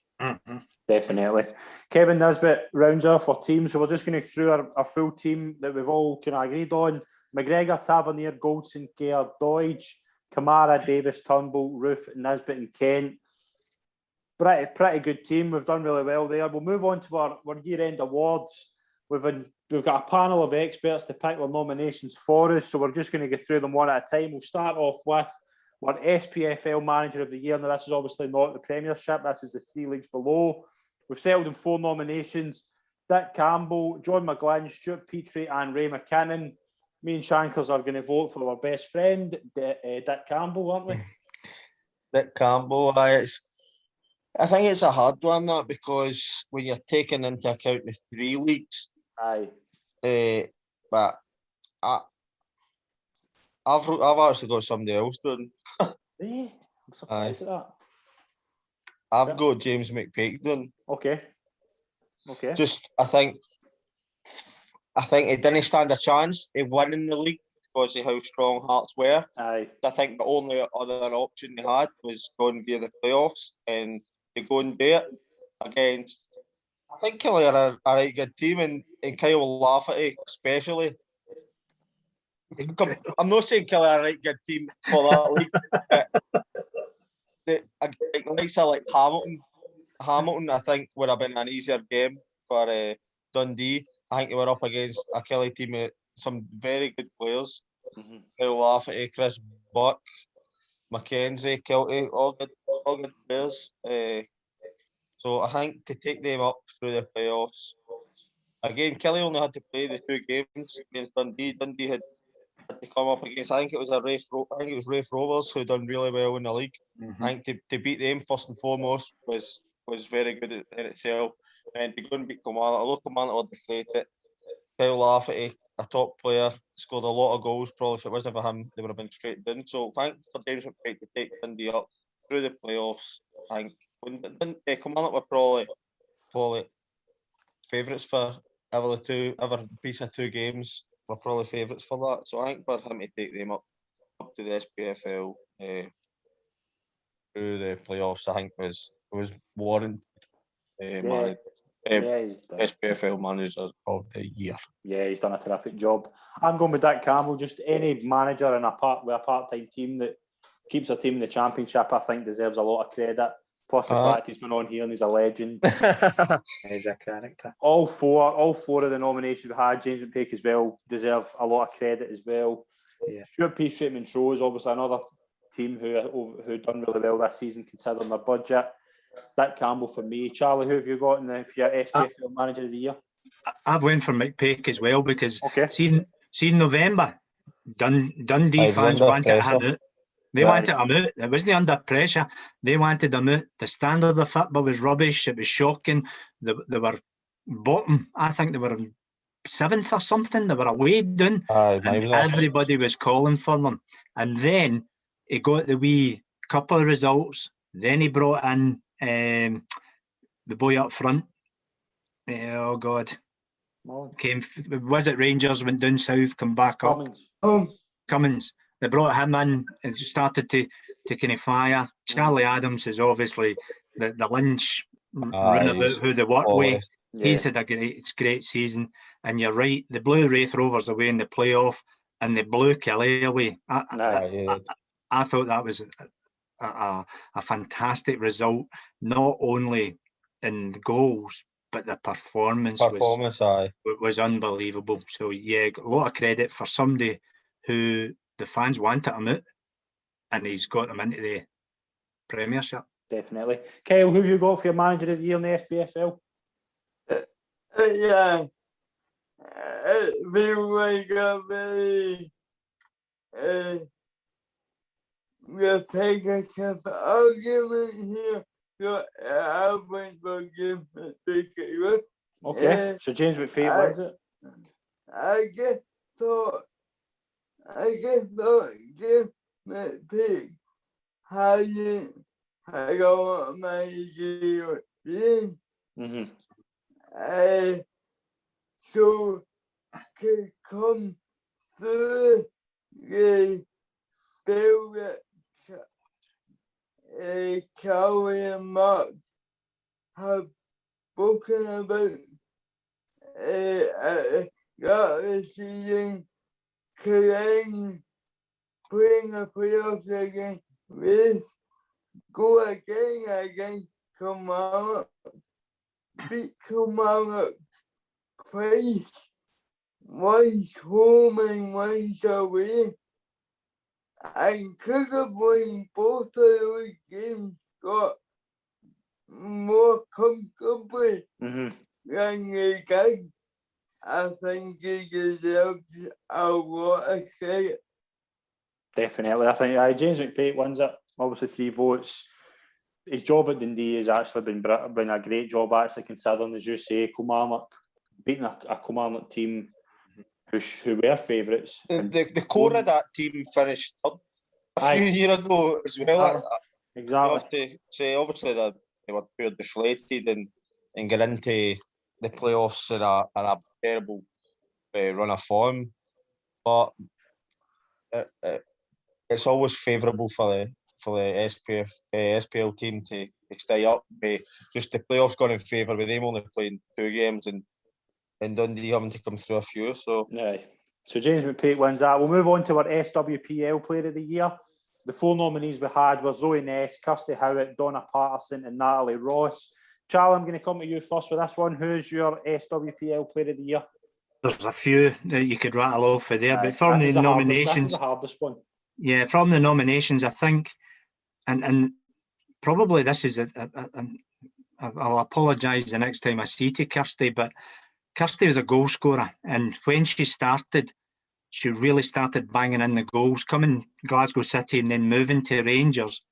But then she done her ACL in the Old Firm game, and they've missed her. And it's you're actually judging her by the biggest miss for there, which is maybe doing her a wee bit of a disservice. So I would go for Kirsty. Shankers, are you want to have a mention on this? See, to be totally honest, Scott, right? I've only watched a few of the women's games for a reason I said before. One of my best pals, Mrs. plays for Celtic, Rachel. Rachel's been on the show obviously before you got her on, so it is tough. But Charlie is your man, and that if anybody knows anything about the women's game, it's him. So you couldn't have anybody better on to judge that on. As I said, I've not really seen a lot. It's hard for me to pick one. So I think if Charlie's opinion is probably one of the best opinions that you can get on the show about the women's game. I only watch the women's game because my daughter's playing. Got to watch how you rephrase that. Aye. Kyle, what's your thoughts on this award? Do you get anything you want to mention about the SWPL Player of the Year?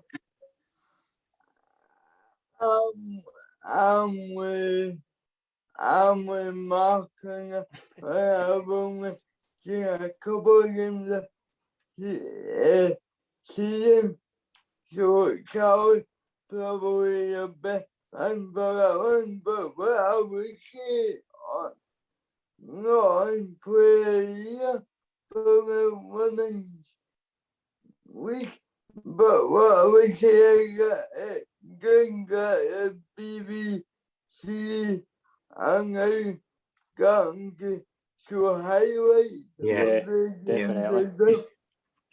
Yeah.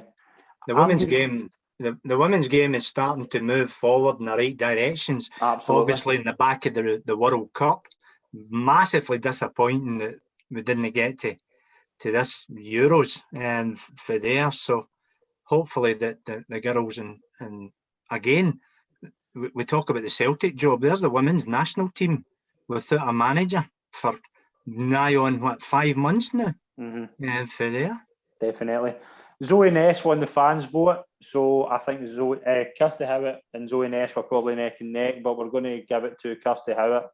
But again, it was another award that was tough to separate. Zoe Ness had a terrific season. All 4 players on here, and there's many more. Chinchilla as well at Glasgow City, I think it's been terrific since she came in. She's come in well, and the other girl beside her as well. Yeah. She's come on. But I'll tell you, watch the wee girl who's just moved from Forth for Farmingtons to Celtic. The wee girl I did see that transfer to be fair. Yeah, watch her. 16-year-old, and that's her getting through into Celtic's first team. London Pollard. Things for there. So yeah, there's a lot of good players coming obviously through. Brilliant. It's brilliant to get as Kyle says, get the recognition. It's good to get kind of fans watching it, and hopefully more fans will tune in. So it's been brilliant. We've obviously started covering it as well. Christy Kerr's obviously done a terrific job covering it for SM Media, and we hope that continues going forward.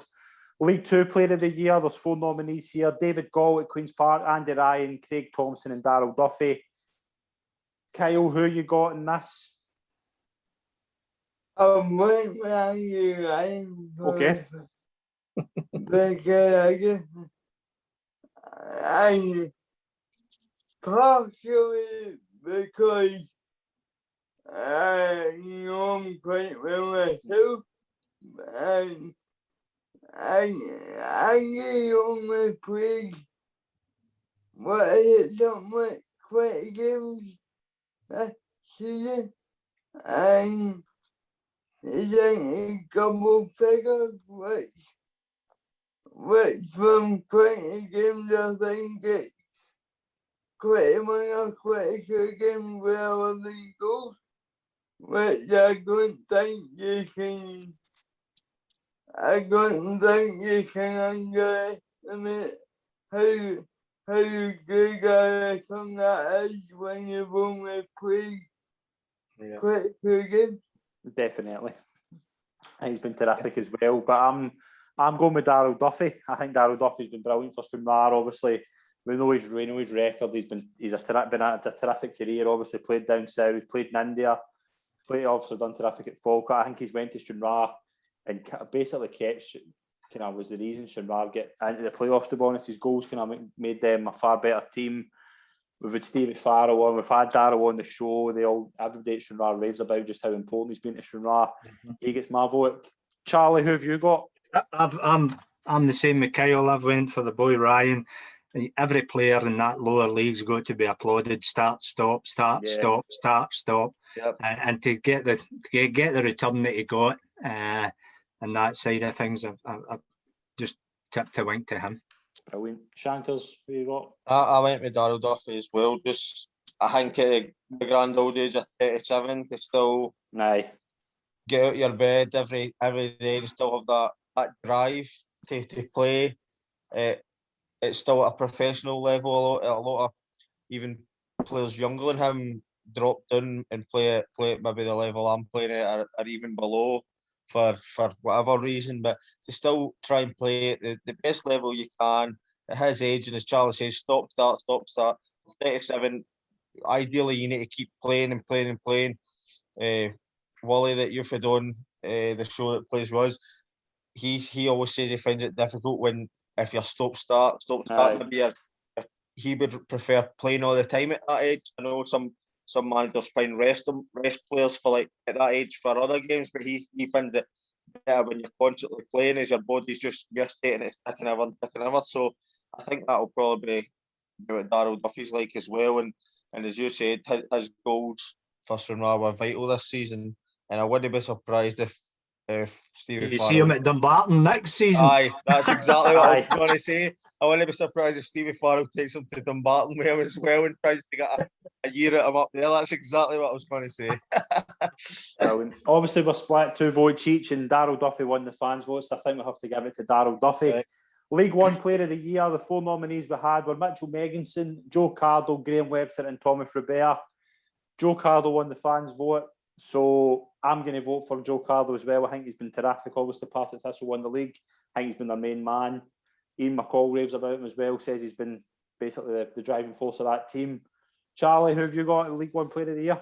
I've went for the Airdrie boy. I think he's, in order for Airdrie to beat Cove Rangers in the playoffs and run Morton reasonably close, he had a couple of good games in that. Again, I haven't seen much of him live in that side, but as I said to you the last time I was on, there's scouts up watching him. I think he's obviously going to move.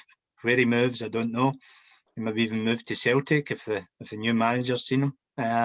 But no, for such a young boy, again, go and play your football and go and express yourself. A bit of freedom at Airdrie, if that's the right thing to say, but I gave it to him. Yeah, brilliant. Shankers, who you got? I went with you. I'm Joe Cardle as well. I'm going to bring the age thing up again. 34-year-old, 10 goals for midfield, a midfield goal scorer. It's hard to come by. 10 goals in 38 games, 15 of them coming off the bench. So I think for him at that age, it could have been so easy for him to down tools, maybe go somewhere, try and get a few quid for the last wee while of the season, but to go and have a drive and get Partick back up into the Championship, and they'll be looking to go one further and get into the SPL Premier League. So Joe Cardle for me. Just said Ian McCall says he's a kind of driving force. He's got that kind of leadership qualities. I've played against him a couple of times when he was at Dunfermline, and he's like that. He's a kind of nuisance on the park. One of the players really busy. So he's always in your ear. Aye, that's a foul. That's a foul. That's a foul. Definitely. Brilliant. Kyle, who you got for League One Player of the Year? Joe Cardle for me. Brilliant. Joe Cardle. I just think Mark, he's 34 years age. He's gonna year in, year out, wherever he's been, he's been one of the main contributors to whatever country being at. So I Joe Carlo for me. Brilliant. Joe Carlo wins the award for League One Player of the Year. Championship Player of the Year were 4 nominees were Liam Boyce, Regan Henry, Ewan Murray and Nikolai Todorov. I've went with Liam Boyce. I think he's in a Hearts team that's been up and down. I think he's been massive for Hearts. All 4 of these players have been terrific for their clubs. But I just think Liam Boyce has been outstanding. His goals have been great. Just to see, he's far too good to be playing a championship, but obviously he'll go into the Premiership and be. I think he will be one of the top strikers of the Championship this season. I think he's that good. The Premiership, I think he's that good. Shankers, who you got for Championship Player of the Year? I've got Liam Boyce down as well. As you said, about all his goals, 14 goals this season, 25 appearances. It's a great return. Hearts were always gonna come up. I think whether they had Liam Boyce or no, I think Hearts would have won the league. Thing is, I think Hearts are, when they go up, they're probably third, along with Hibs and Aberdeen. They're fighting for that third best team in the country kind of thing. Liam Boyce, I think if he wasn't at Hearts, he'd be a perfect fit for somebody like Aberdeen losing Postegoclou. I think as a number 9 who scores lots of goals at Ross County, done well down at Burton as well when he went down south. I think he could be vital for Hearts. I think Hearts will stay in the league anyway, but I think he'll have a big say and where they finish in the league with his goals that he brings to the team. Definitely. Liam Boyce, two votes so far. Kyle, who you got in the Championship Player of the Year? I went out nominees here. Okay. Oh well. I went Kelly Adam at Gungy. Okay. Oh aye. Yeah. Because Hard to argue. I think Kelly Adam has been, since Kelly Adam has came out of Gungy, as soon as he came out of that team, the bit he got from those players around him has been brilliant. In terms of Kelly playing the Champions League for Rangers, playing English Premier League, the bit he gets from the squad around him at Dundee has been brilliant. And the other thing is the quality he has as well. Because 34, 35 for Australia. 35. 35 good. I go back to playoff game against with Robert and the 2 assists he got in those games where 2 pieces of quality where if those had happened, if that was going to England with Phil Foden or something like that, and he played capacity with that engaging goals, I think we wouldn't hear it. Definitely. Charlie Adam gets Kyle's vote. Charlie, who you got? I'm going for the young boy Hendry, on loan at Raith Rovers.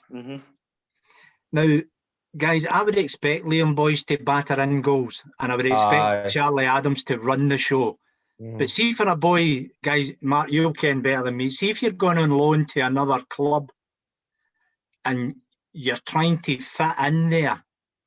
I thought he just drove Raith forward all the time, and no fear to go and get on the ball, and no fear to try things. And I think I might be doing them a disservice. I never saw a lot of them, but I think he would be a major contribution to where they finished in that league position. engine. See, you see a player with an engine, you're like, give him the ball, and then he's back in and recovering, and then he'll go back to his parent club, probably in a better.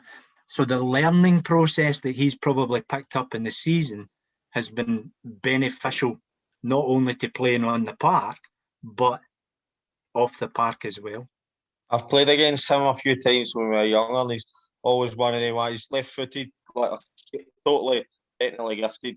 Not, there's an old thing about left footers; they're all like that, and it's hard to argue with it. But I think he's got that dirty side to his game as well for a centre midfield player. It's always good to have all the quality, but with somebody that, like when you're playing in that championship, you have when you're playing in the middle, but you have got to have that dig and that fight, and no be feared to fibble and pick up a couple of yellow cards. Yellow cards, definitely. Yeah. And he'll be getting back to Celtic, and he'll if I'm him, I'm that.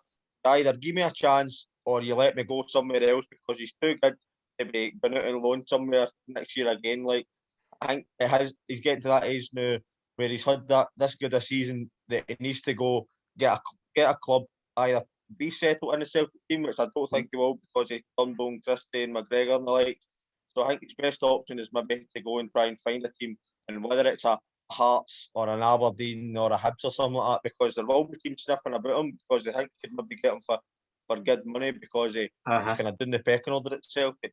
So I think it would be good for him to go out and get a club and try to settle in and become their first choice centre mid or whatever it is, rather than going out and loan next year again and go back again a year later. Do you think then, Mark, if Ryan Christie goes to Southampton, he might be he could go in there and slot in, probably. It's like almost you're not going to find out until you give him the chance. Aye. And maybe a new manager will come in and be like that. I remember Andy Halliday says when he was at Rangers, Gerrard come in and says to Halliday, I know you were out on loan at Azerbaijan, but I'm going to take you away in pre-season. You're a clean slate with me, and I'll judge you for there. And I think with this new manager that's coming in, he could do that. This boy Regan Henry, somebody could maybe say to him, by the way, he was a standout when he was out on loan last year. He's worth having a look, and whether he's away in pre-season, he plays in a few games, and you see and take it for there. I don't think he's going to. I'm not saying walk in straight away and go right. No, I play or I don't. I think go and see how he does pre-season in games, and then assess the situation there. But I don't think going out and loan again to come back next year and try again. I think stunt the growth, because you'll not go to a team like Wraith Rovers who suit his style of play. Aye. Where if he makes that a permanent move, he's effectively closing the door. See somebody like Kilmarnock, someone who's just lost Gary Dick in the middle of the park. That boy's been a standout in the championship. Go and see. They're looking at the boy Armstrong that was at Wraith Rovers as well. He's left the club, and Kelly supposedly linked with him. So they wouldn't do how many harm. He knows the division. Mark, can I come in here and ask you, see from the boy Henry's point of view, I come in more to Celtic summer. As your managerial situation at Celtic, I guess the advantage to come with him in terms of the manager coming in with and having to get work together to put for the Champions League, and maybe not have time with the younger guys to get player with him. I guess advantage for you, Ken. It's got its pros and cons. It's got that side of it, but then it's got the side of it, as I said, about starting afresh and maybe coming in and giving everybody a chance. But he's maybe not in the position to give folk a chance. He maybe needs to hit the ground running straight away and go and sign a couple of players. And him returning for loan, is he going to push Turnbull, McGregor, Christie out of the team? I don't think so. So I do totally agree with that point. And he's let's be honest, he's not really got time to bide players into the team and see how they got on at Celtic and Rangers are the same. They've not really got time on their hands to develop players throughout the season and afford for them to have a couple of bad games to then kick onto a bit of form. So that could definitely be a disadvantage. Kyle, I agree with that. Definitely. Liam Boyce won the fans vote, and we've got 2 votes for Liam Boyce. So again, Liam Boyce wins because of the fan vote. Pundit of the year. This was a wee fun one, just to give us a wee kind of bit of interesting look at the pundits in the show. Me and you only nominated, Shankers, considering we're... Oh, you're joking. Pundit of the year, with 4 nominees are Ali McCoy, Chris Sutton, Neil McCann and Shelley Kerr. Again, it's an interesting one. My vote goes for Shelley Kerr. I think she's been a breath of fresh air. When she was Premier Sports, I think she's been outstanding. Rangers TV, she's done some really good work as well. Friend of the show as well, so she's been outstanding. Gets my vote. Charlie, who have you got? I've just went for Neil McCann. And for that, I don't know. When you listen to pundits, you want people to draw you in. And when you're always on, people invite you onto shows and stuff, it's always, you want to talk about things that draw them in. And I just think Neil's a kind of passionate guy, and he talks a bit about being in that situation as well and stuff.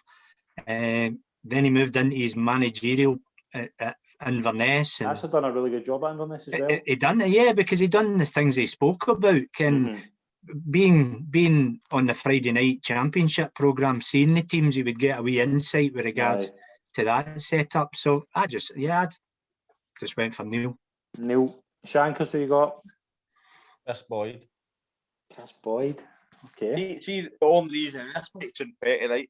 But see, for a fan base to actively get a man put off the telly because he's annoying them for his antics on the telly, I think it's a real good bit of polling for that way. Andy Walker wins it then. Andy Walker's got both sides against him. I know. On a serious note, I have to agree. Neil McCann, I think his knowledge of the game is quality, and I think he'll not be out of the game and commentating on football for an awful long time. I think somebody could take him in. Whoever is I know Tommy Wright's going to be the commandant manager, but somebody like him, a job like that suits him. I think he's on Rangers TV a few times, so I listened to him then. He's got a real knowledge about the game, and I think he's one of the guys as well that folk would like to go and play under. Aye. You know what I mean? He's one of the kind of likable guys that you would go and work hard and fight for and run through a brick wall for. He's one of the kind of folk, but he's all in knowledge of the game and he speaks very, very well on the telly. Definitely. Kyle, who you got? Ali McCoy from me. Ali McCoy. I just think Ali McCoy. I'll come to the tactical side of Ali McCoy in a second, but I just think Ali McCoy he just brilliant tackle.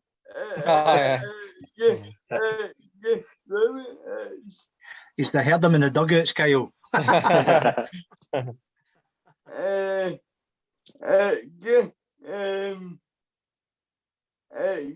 Brilliant, but I particularly like him when he's on co-coms as well. Co-coms are really good.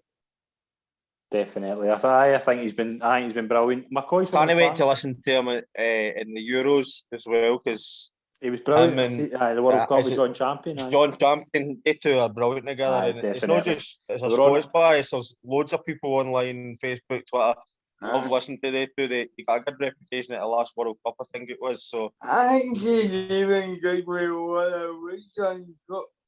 Aye, definitely.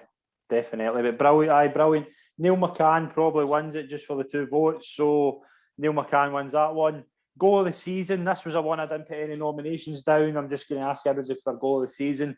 Mine was Tavernier's free kick against Dundee United. I just think the dip of that was brilliant. Just a brilliant goal. Deserves any goal of the season award. Shankers, what you got for goal of the season? I'm not giving that to Tav because I've done that 3 or 4 times this season myself. So It's easy for you, pal. Tavernier's learned it off of you. I can't give him goal this season when I can do stuff like myself. I went for Lawrence Shankland against St Johnstone. Johnson, snap. I think it, as I said, a lot of players can do what Tav done. Ryan Jack scored a good ball against Kelly, but a load of players, if the ball falls there and you catch it sweet, a load of players do that.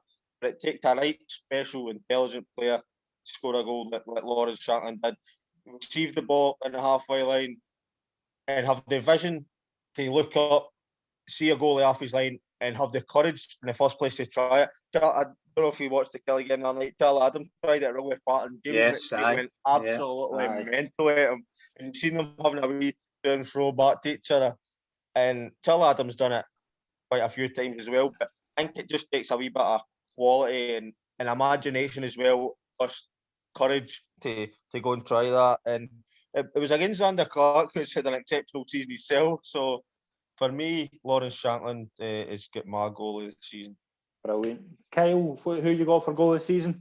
No, we could what? I thought that having a free kick against Gunn was incredible. Yep. But also with a goal, St Mungo up at Postegoclou, seeing a young boy.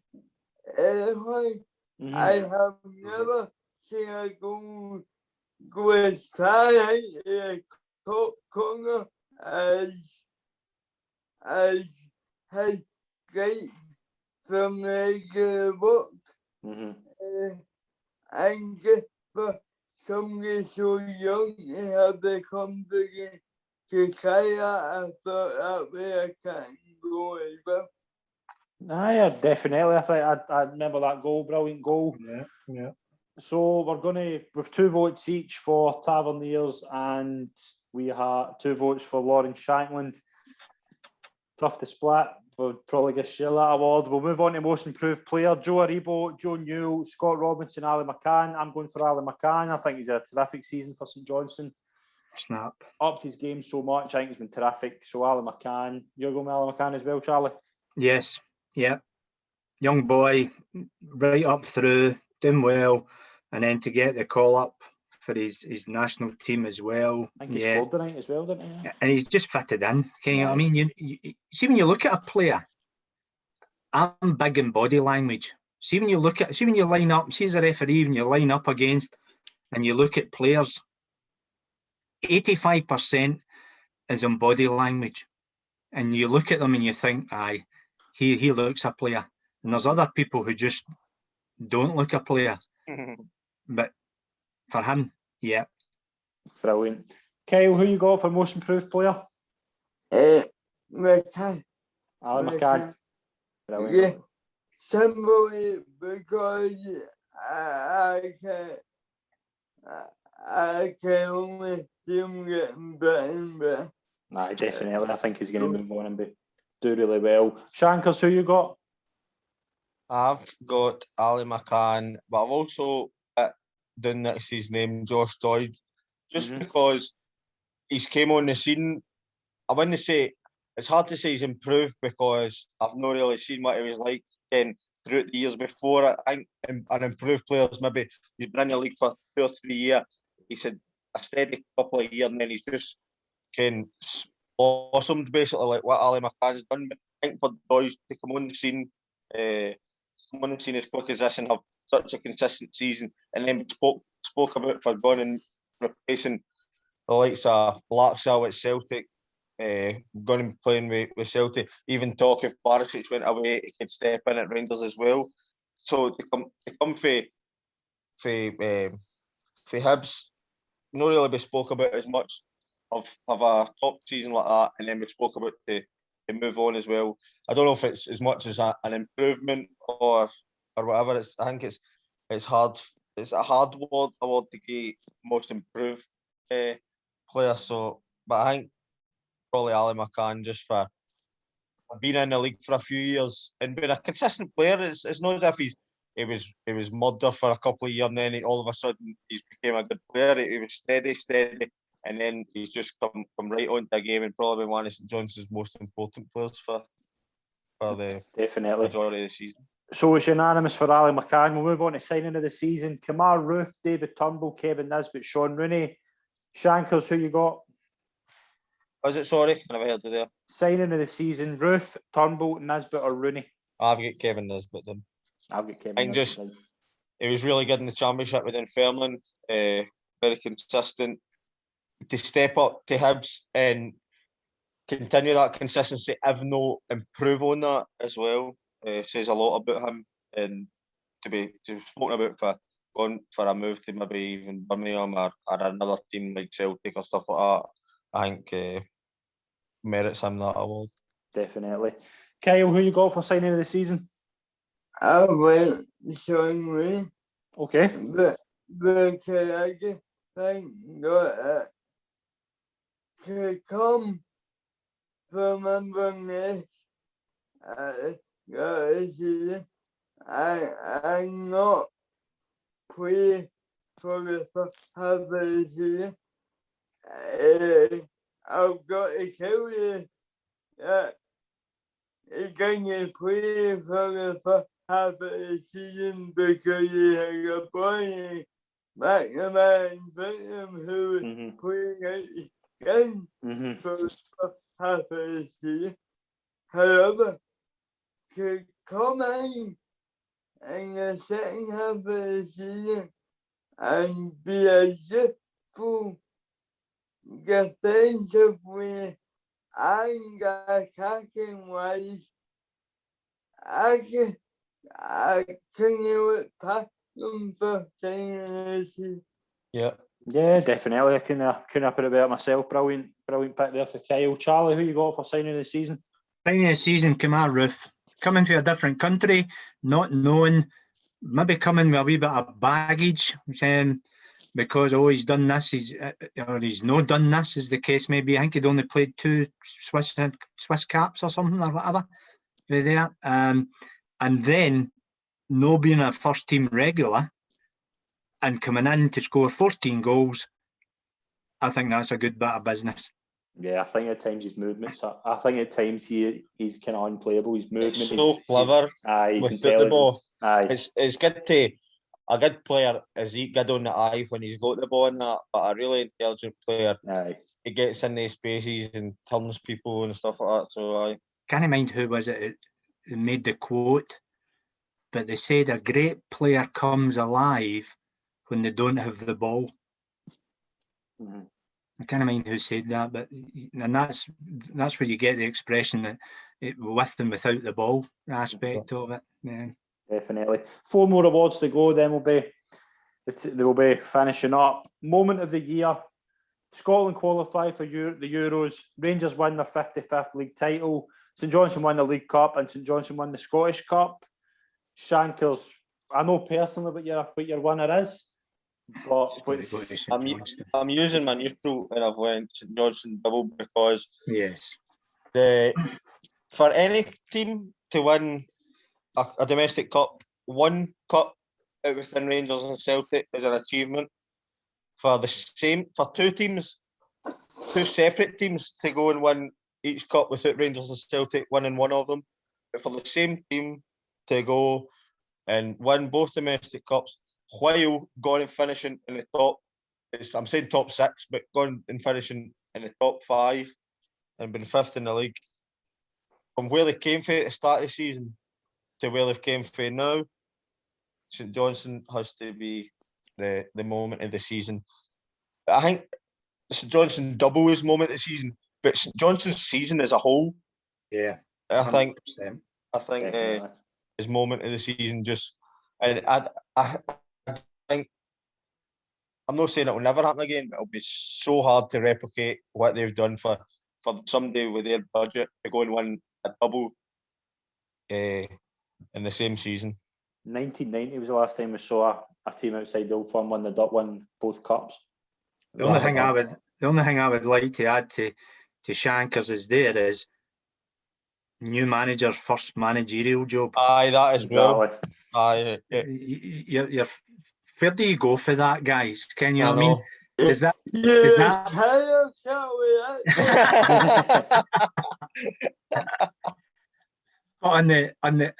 and God, will that buy you another season if you have a difficult season? Well, it should. It should kind of get you a couple of tokens in the bank. But yeah. I just remember earlier on the season, the game I was talking about, Johnson were up 1-0 against Celtic. No, in fact, they weren't. It was 0-0. Con made a chance to get 1-0, hit the post, and then Lee Griffiths scored the header in the last minute to go up 1-0, and it's eventually Celtic won 2-0. But see, when Griffiths scored, they got 1-0 in the last minute. Johnson were bottom of the league at the time. Cameron went to Calvin Davidson, and he just looked deflated. He looked like a beaten man, a man with the weight of the world on his shoulders at that stage of the season. And that could have went the opposite way. He could have went on a slump, and he could have ended up out a job. So for him to turn it around and go up the way, finish in the top 6, 5th place, go and win a double, I don't think anybody would argue with that. But it takes Johnson's moment of the season. It takes a brave manager as well to stick with, this is the formation, guys. Yous are the guys in the formation. Stick with me, and believe you me, you'll reap the benefits. It takes a brave manager to stick with that. I think he said at one point, he says that wasn't the formation that he planned his playing as a Johnson manager, but he realised that was the players that he had, that was a formation that suited the players that he had, and he stuck with it, and my God, what a job. Robinson at Motherwell said that as well when he first came in. He says, this is not the standard of the way I want to play, but I'm going to play this to keep myself in the Premiership. Aye. Definitely. Yeah, I think St Johnstone won it as well. I think they've all three, Scotland obviously qualifying for Euros. The likes of me, Kyle and Shankers have never seen it. I've seen a few. So for that moment, I think that's a moment we'll remember for a long, long time. Yeah. Rangers, on you go, Kyle, sorry.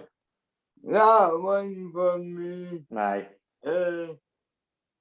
Got you say it.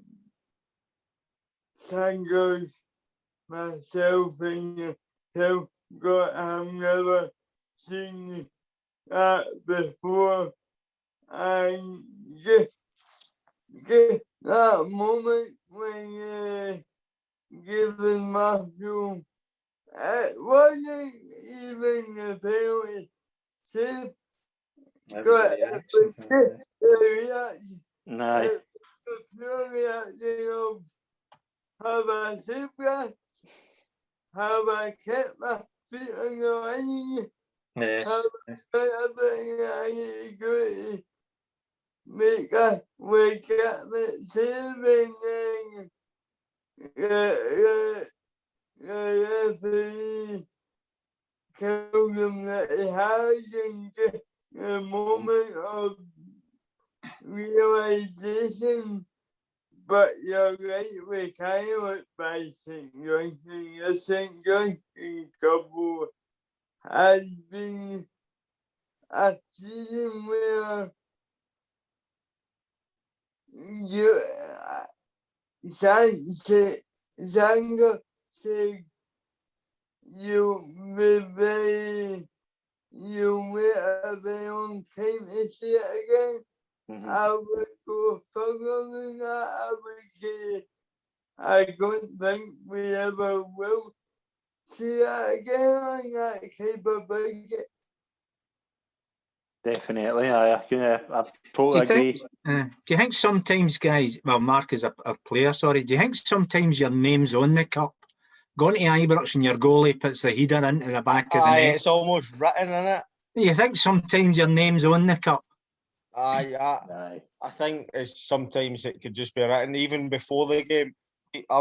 We kind of put a prediction zone for it, and I'm going Hibs team on paper looks a better team. I just think Hibs will be too strong for them and all that. But then there's an element of what a season they've had. They've got Hibs' number in the semi before, finished the top 6.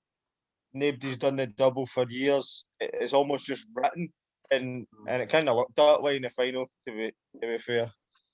Definitely, as well as that, obviously we have to mention Rangers winning the title. It's obviously 10 years in the waiting as well. Brilliant for Rangers fans. Obviously the team deserve full credit. But St Johnstone won that award. That cup double, as I say, we've not seen it since 1990. As Kyle says, we might never see it again. That was one of the hardest awards to pick.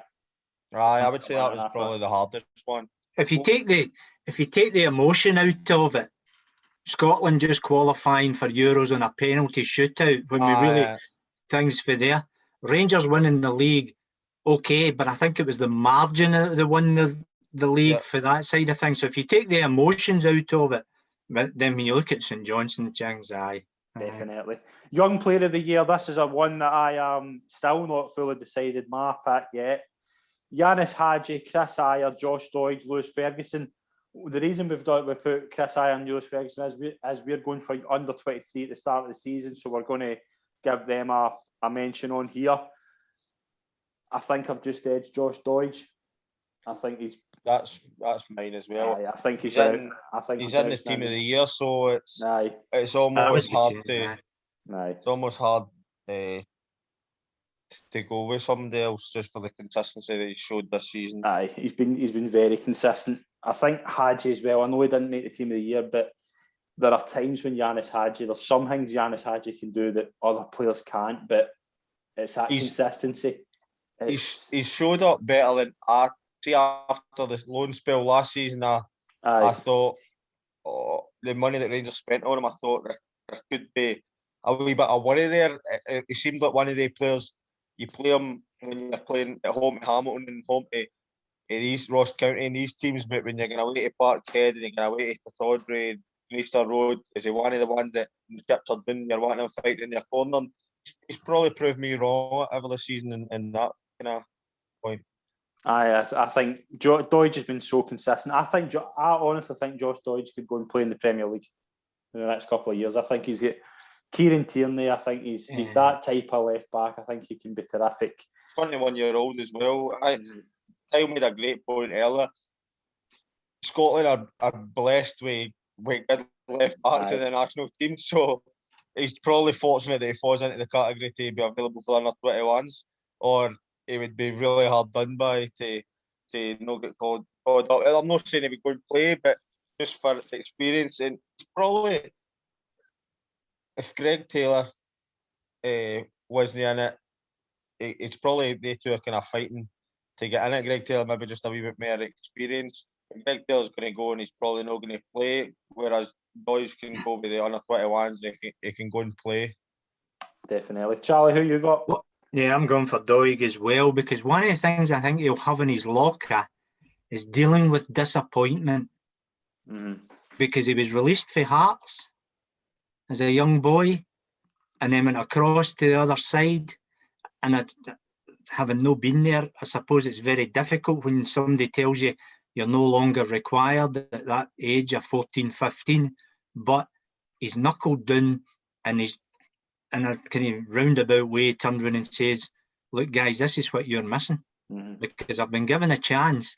Somebody believes in him and he's went on to flourish. So he'll have that in his locker, that when sometimes he's not playing as consistently well as what he's got, that mentality to fall back on. So 3 votes for Josh Doig. Kyle, you going with Doig as well? Yeah. Going to Cowley point about mentality. The mentality of Doig will be seen next season, because Doig was in the Scotland under 21 was he's had to pull out from injury. So he'll be sitting at home right now, wondering what might have been with rolling on your equipment. So when can he come back to that? Go be consistent next season as he was last season. Yeah, I think as well, just quickly, see to keep Lewis Stevenson at that Hibs team, who's been a consistent performer for Hibs every year's day. That's something in itself as well. Yeah, one of the nicest guys in the game, Lewis Stevenson. He just looks like one of the nicest guys. Yeah, brilliant.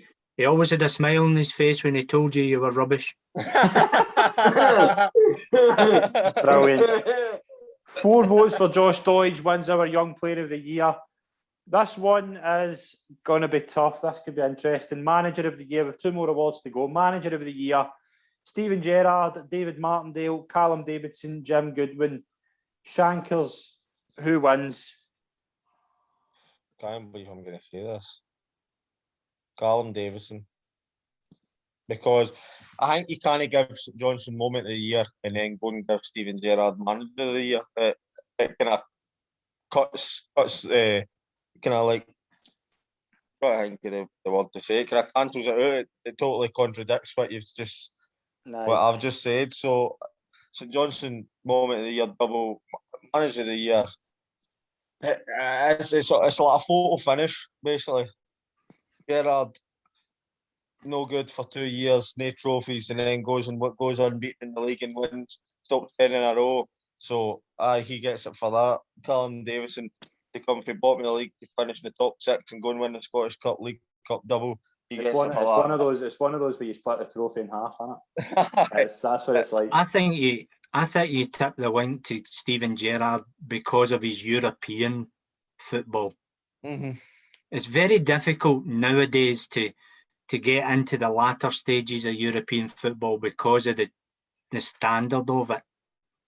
And to do that and consistently, even though he hasn't done it domestically, he's always done well in European football because that's the type of manager, or that's the type of football he plays. He's probably better suited to European football with regards to there. Do you know what I think about Gerrard as well this season?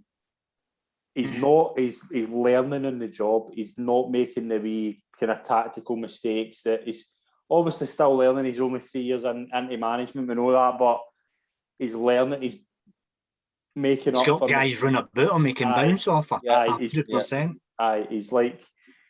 He's learning for the wee mistakes he made maybe last year when he would put... I mean, we go back to the game he played against Celtic at Ibrox. The first game last season, do you remember? He played the 4 up front. That would never happen now because he's learned from it. And I think that's a sign of a future good manager. But Callum Davidson has won a double, got his team into the top 6, won 2 trophies. I think Davidson has to get it. See, just quickly on the thing about Gerrard, what you're saying about Charlie saying he's got guys running about him. Do you like Celtic? Look, this is going in the Celtic manager. They look at Gerrard. Steve Gerrard goes to the top and says, I want him in my staff. He gets it. He's got Ross Wilton and he's got all his staff.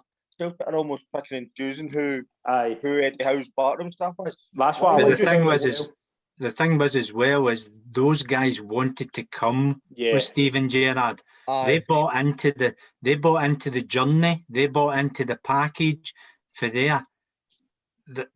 On the Eddie Howe package, somebody didn't buy into it. Yeah. And they felt the pressure was too much. Whereas at this current position, I'm hardly known and I'm quite happy to sit in there.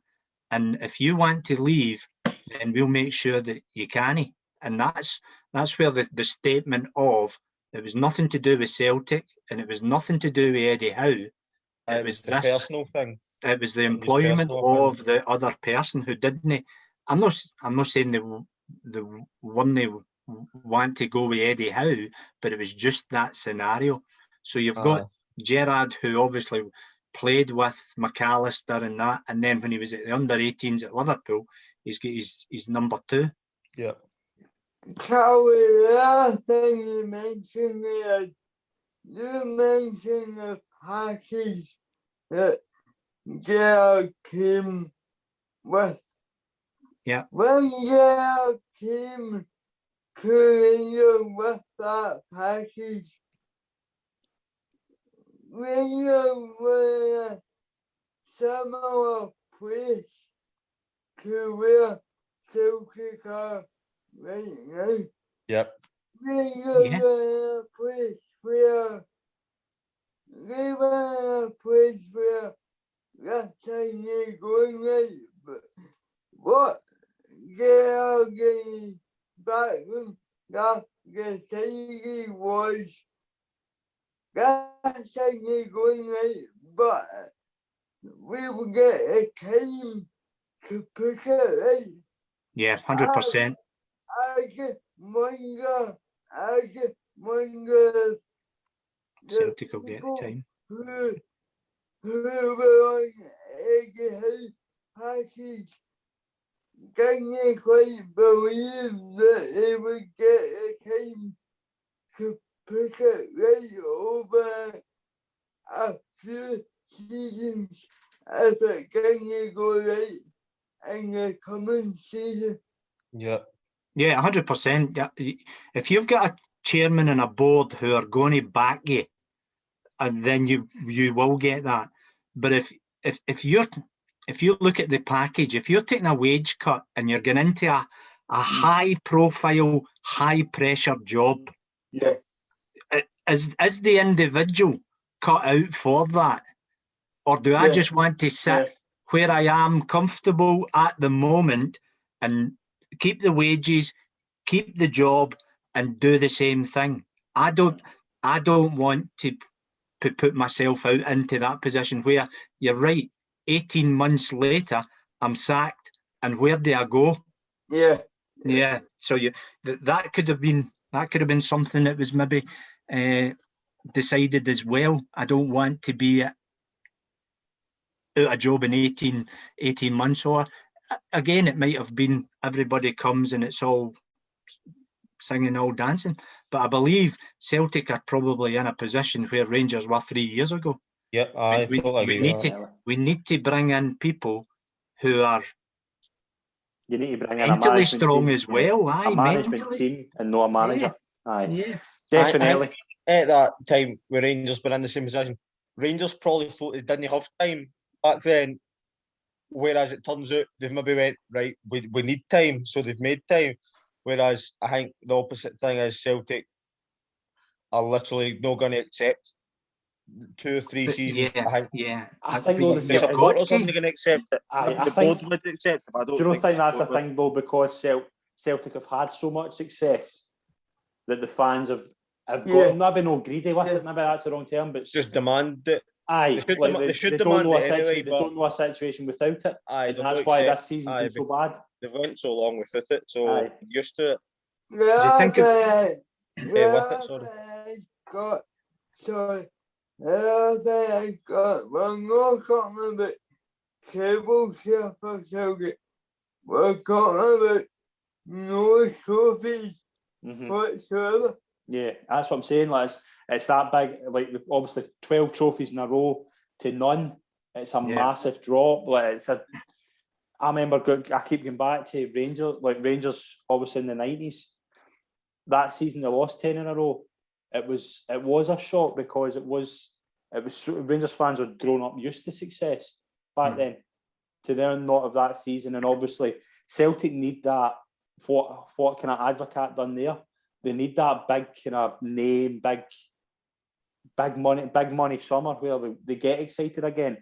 That's what's worrying me about this Postegoclou appointment. It's not. If I'm a Celtic fan, I'm not overly excited. Not to say that he's not going to do a bad job, but it's not that. I think there would be more of a peace. There would be more of an understanding if Celtic had just lost the league by maybe 3 or 6 points or something, and had won the League Cup and things like that. But as you're right, for going from one extreme to the other and losing the league by such a big thing, you're now saying, right, yes, we need We need a big name. We need somebody who can cope with this job, because it's rebuilding from effectively inside to out.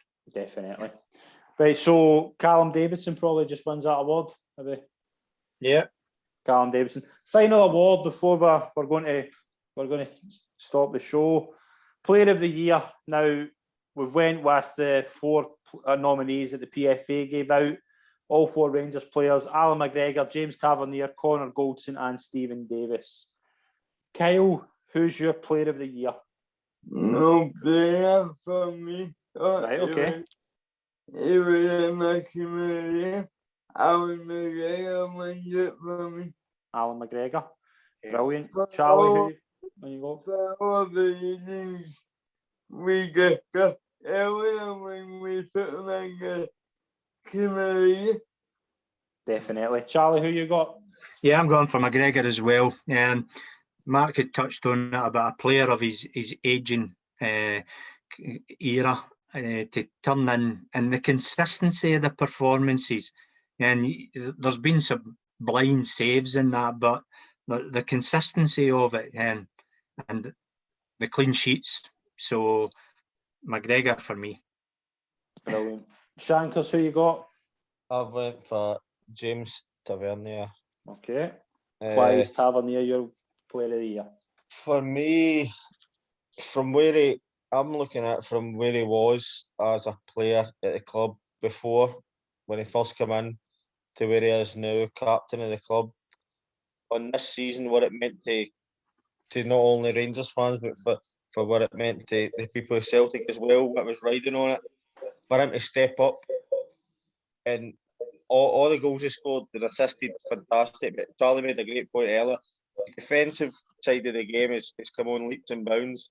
And whether that's to do with maybe Goldson stepping up as well, and the rest of the players along the defence stepping up to the plate. But everything's just clicked this year for him. And to contribute the goals and assists has, along with clean sheets and the defensive displays, as well as captaining the team to a historic trophy and a good season, he has to be the one for me. Brilliant. My award for the season goes to Connor Goldson. I think he has been the rock at the back. I think he's been terrific this season. Stepped up a gear. Just, as I say, I think him and Hollander have formed an outstanding partnership. I think he's brought a lot of leadership into the team. He's been the shouter. But he's defending. The first 2 years of what he did make a lot of wee silly mistakes where we go along with that. Yeah. Aye, definitely. This season he has completely erased that for his game. He's not put a foot wrong, in my opinion. I think the reason Rangers have had so many... McGregor's obviously the reason for most of the clean sheets. All 4 of these players have been absolutely outstanding this season for Rangers.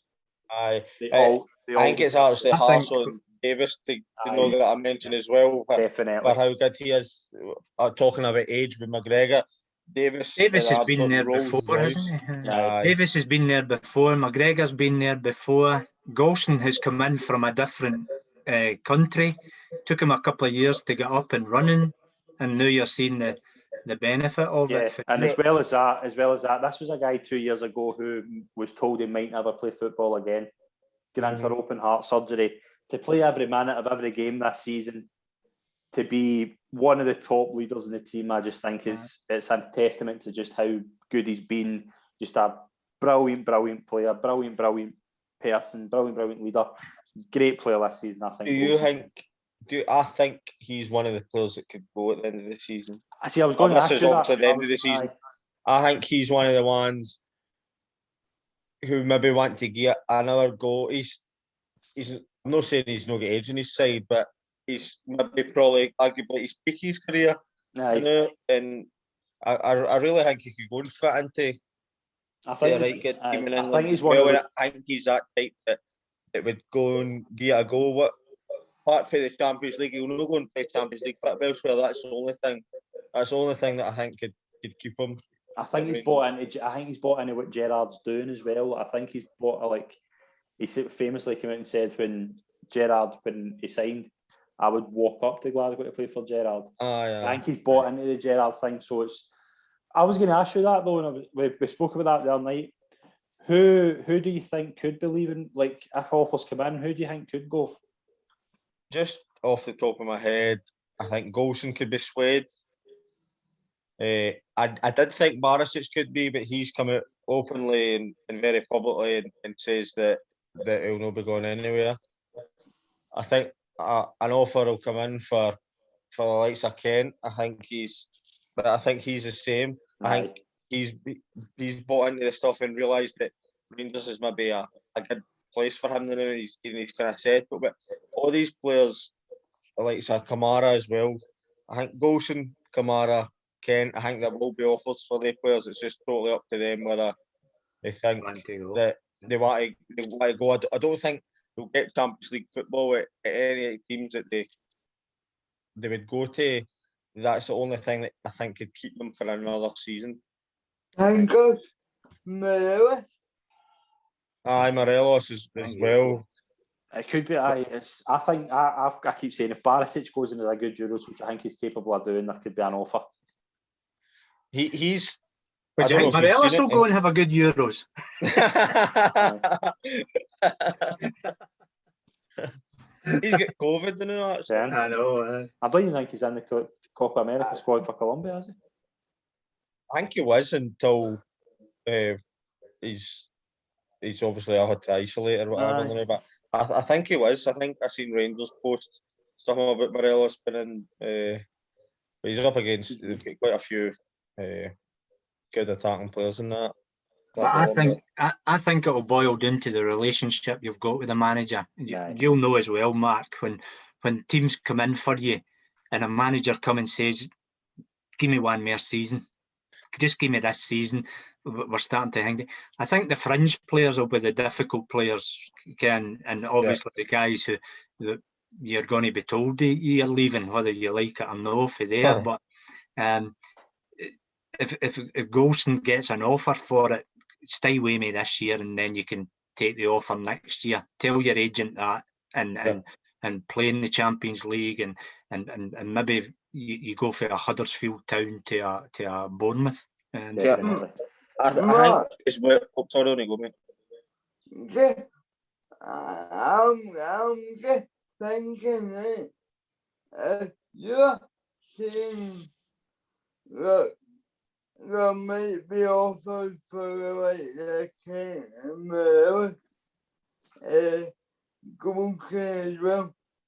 What amount of money do you think it would take for clubs to come in and get these type of guys?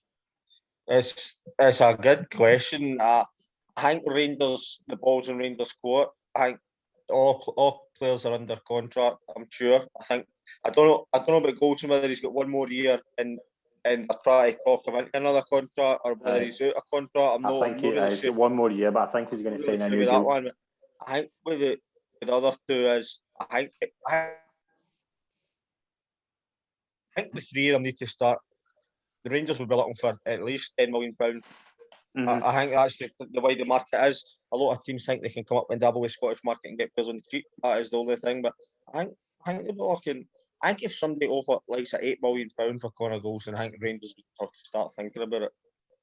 I think, whereas the other two are younger and are not saying potential because they're at the top of their game now. But I think the other ones are maybe buying for what they can be in a couple of years.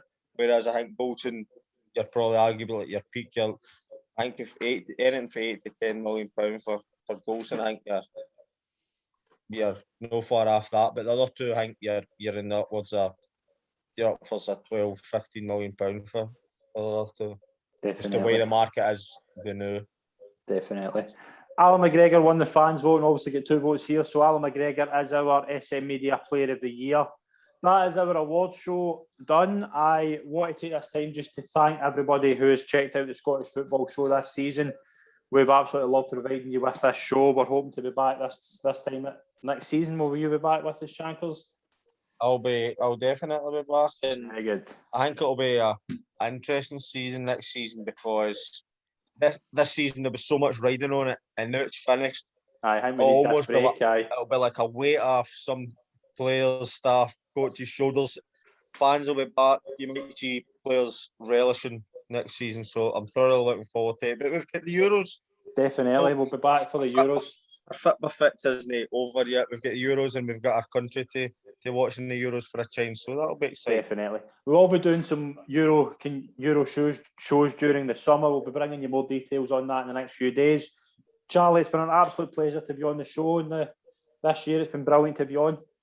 Thanks very much for the opportunity, Scott. Brilliant. Really enjoyed it as well. Brilliant. Kyle, it's been an absolute pleasure to be on the show. You have been outstanding in this episode. Thanks very much for coming on.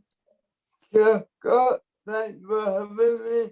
Pleasure. Thank you very much as well to all our Rory, Wilson, our pundits that have been on as well. The guests, some of the amazing guests we've had on. It's been an absolute pleasure to have everybody on. All the viewers that have watched as well. It's been an absolute pleasure to allow us to entertain you this season. We hope we can do the same next season. Thanks very much, everyone. We'll see you soon. Take care. Cheers. Cheers.